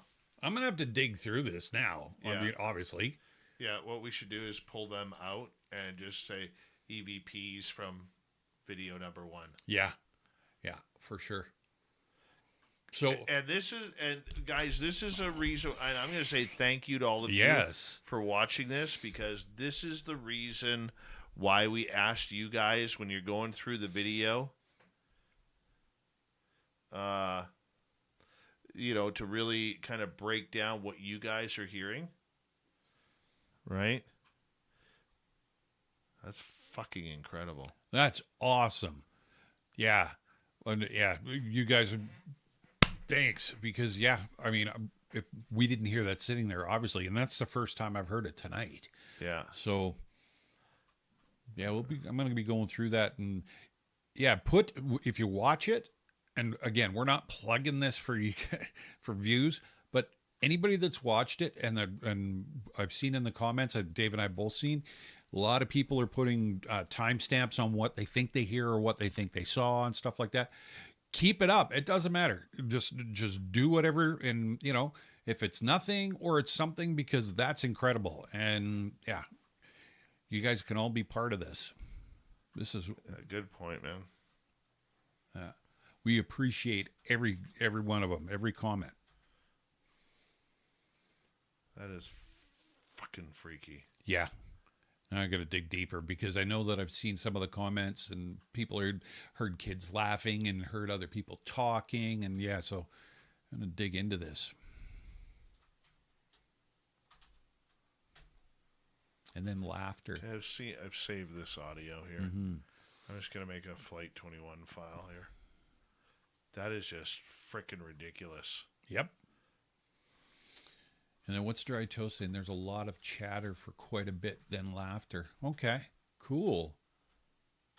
Yeah, let's just grab that and make a video of it. Oh, yeah. We could do that. Can we do that before Saturday? Yeah. Yeah. What's say Monday? Oh, yeah. Yeah. Yeah. I want to dig into some of them, though. I don't want to just put one out. I want to let's get a bunch of, if there is more. Yeah, it'd be a nice short. Exactly. Be a very nice short. You betcha. All right, so let's go like this. Wow. Unbelievable. That is awesome. And guys, God is my witness, we did not hear any of that. Not a setup. There was no manipulation. There was no anything at all. Completely 100% legit. That is just freaking wild. Yeah. Just freaking wild. Wow. Hi, Earth Goat Trees. And the best name on YouTube? Dry Toast.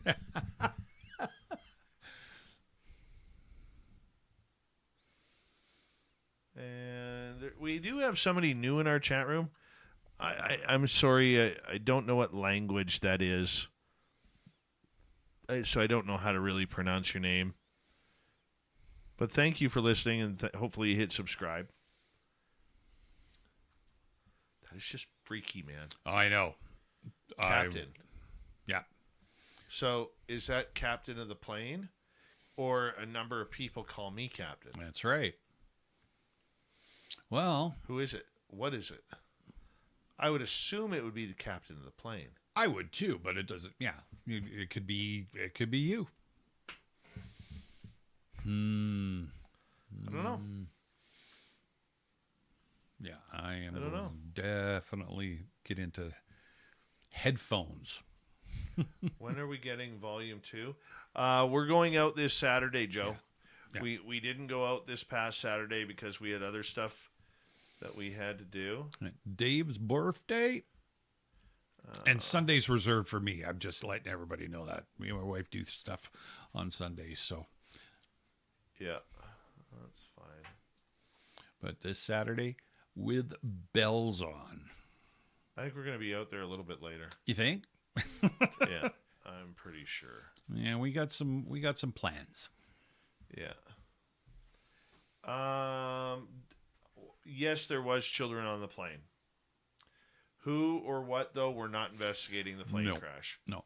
Dave and I were talking about that off the air, and just so everybody knows, and it's out of respect, there are relatives and stuff that are obviously still alive, the people that did pass on the plane. Out of respect for them, we're not going to name people that were on the flight. It's public knowledge. You can look up if you're interested. You can research it and look it up. It's public knowledge. Like I say, the manifest who was on the plane, all that sort of stuff.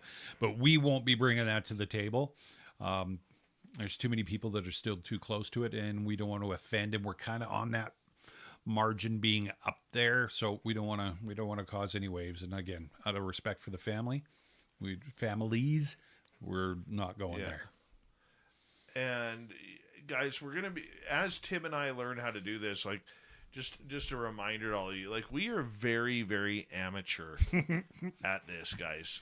Okay, I mean, I could put a radio show together like with my eyes closed. Yeah. But when it comes to film, it's an entirely different medium. Mm-hmm. And the one thing that we really are going to push hard on is we're not going to make this look professional. Mm-mm. Okay? This is going to stay raw for you guys. We are not going to edit a lot of the filming. We're not going to do a lot of that. Okay? The reason why is we want it to be raw for you guys to participate in too. Mm-hmm. Tim and I may not have ever heard these voices if it wasn't for you guys. Exactly. Right? So it's just one of those things where, you know, we're just having fun with this, and we're taking you guys along for the ride. Mm-hmm. You know, we don't want it to give it a big production type note. No. I mean, and that was edited down, obviously, what we put out there. And I still have all that other footage that was, the lack of a better terms, on the cutting room floor. I still have all those full versions of everything that we've done. So, yeah, might be even less. Well, not might be. We'd be listening to those too to see if there's anything that we could recognize or hear as well. It's just so weird. So cool, but weird. Yeah. I think we're on to something, my friend.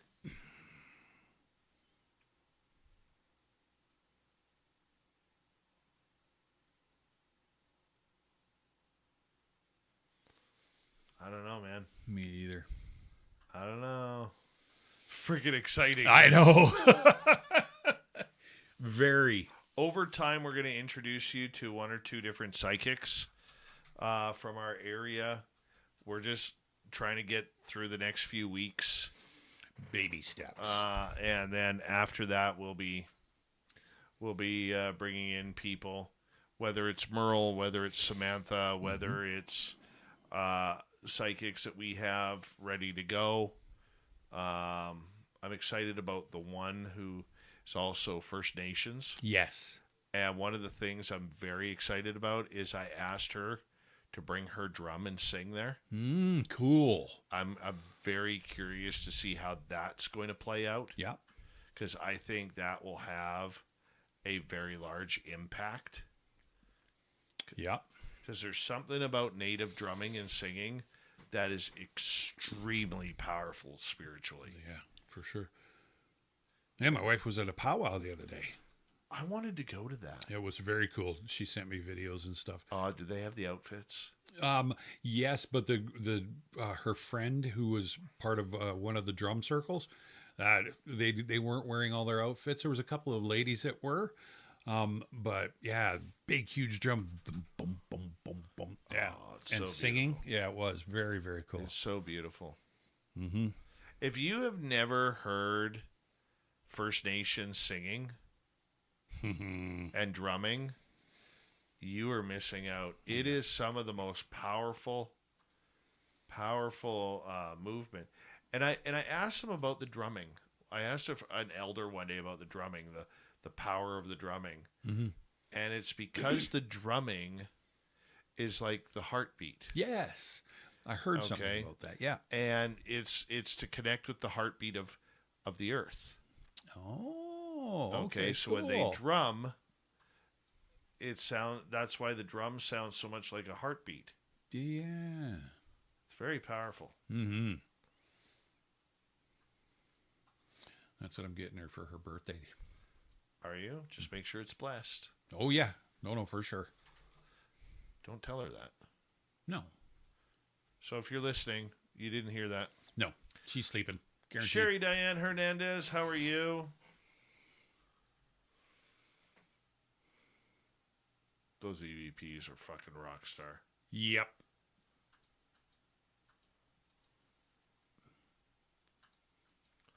I'm going to record them on my phone. For sure. Got to send those to Merle. Merle! Do you believe in Merle Henry?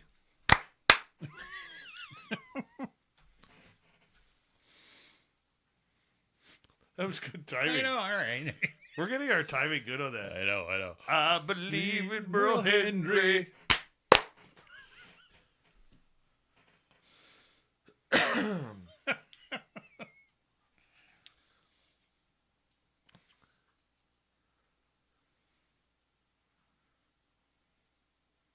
Might have to do a little. I might have to do some audio for that. Yeah. There's a good chance that that's going to happen. Oh, my.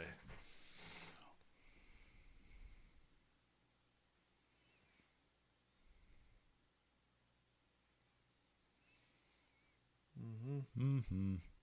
I'm just reading some of it. Good night, Chris. Teen.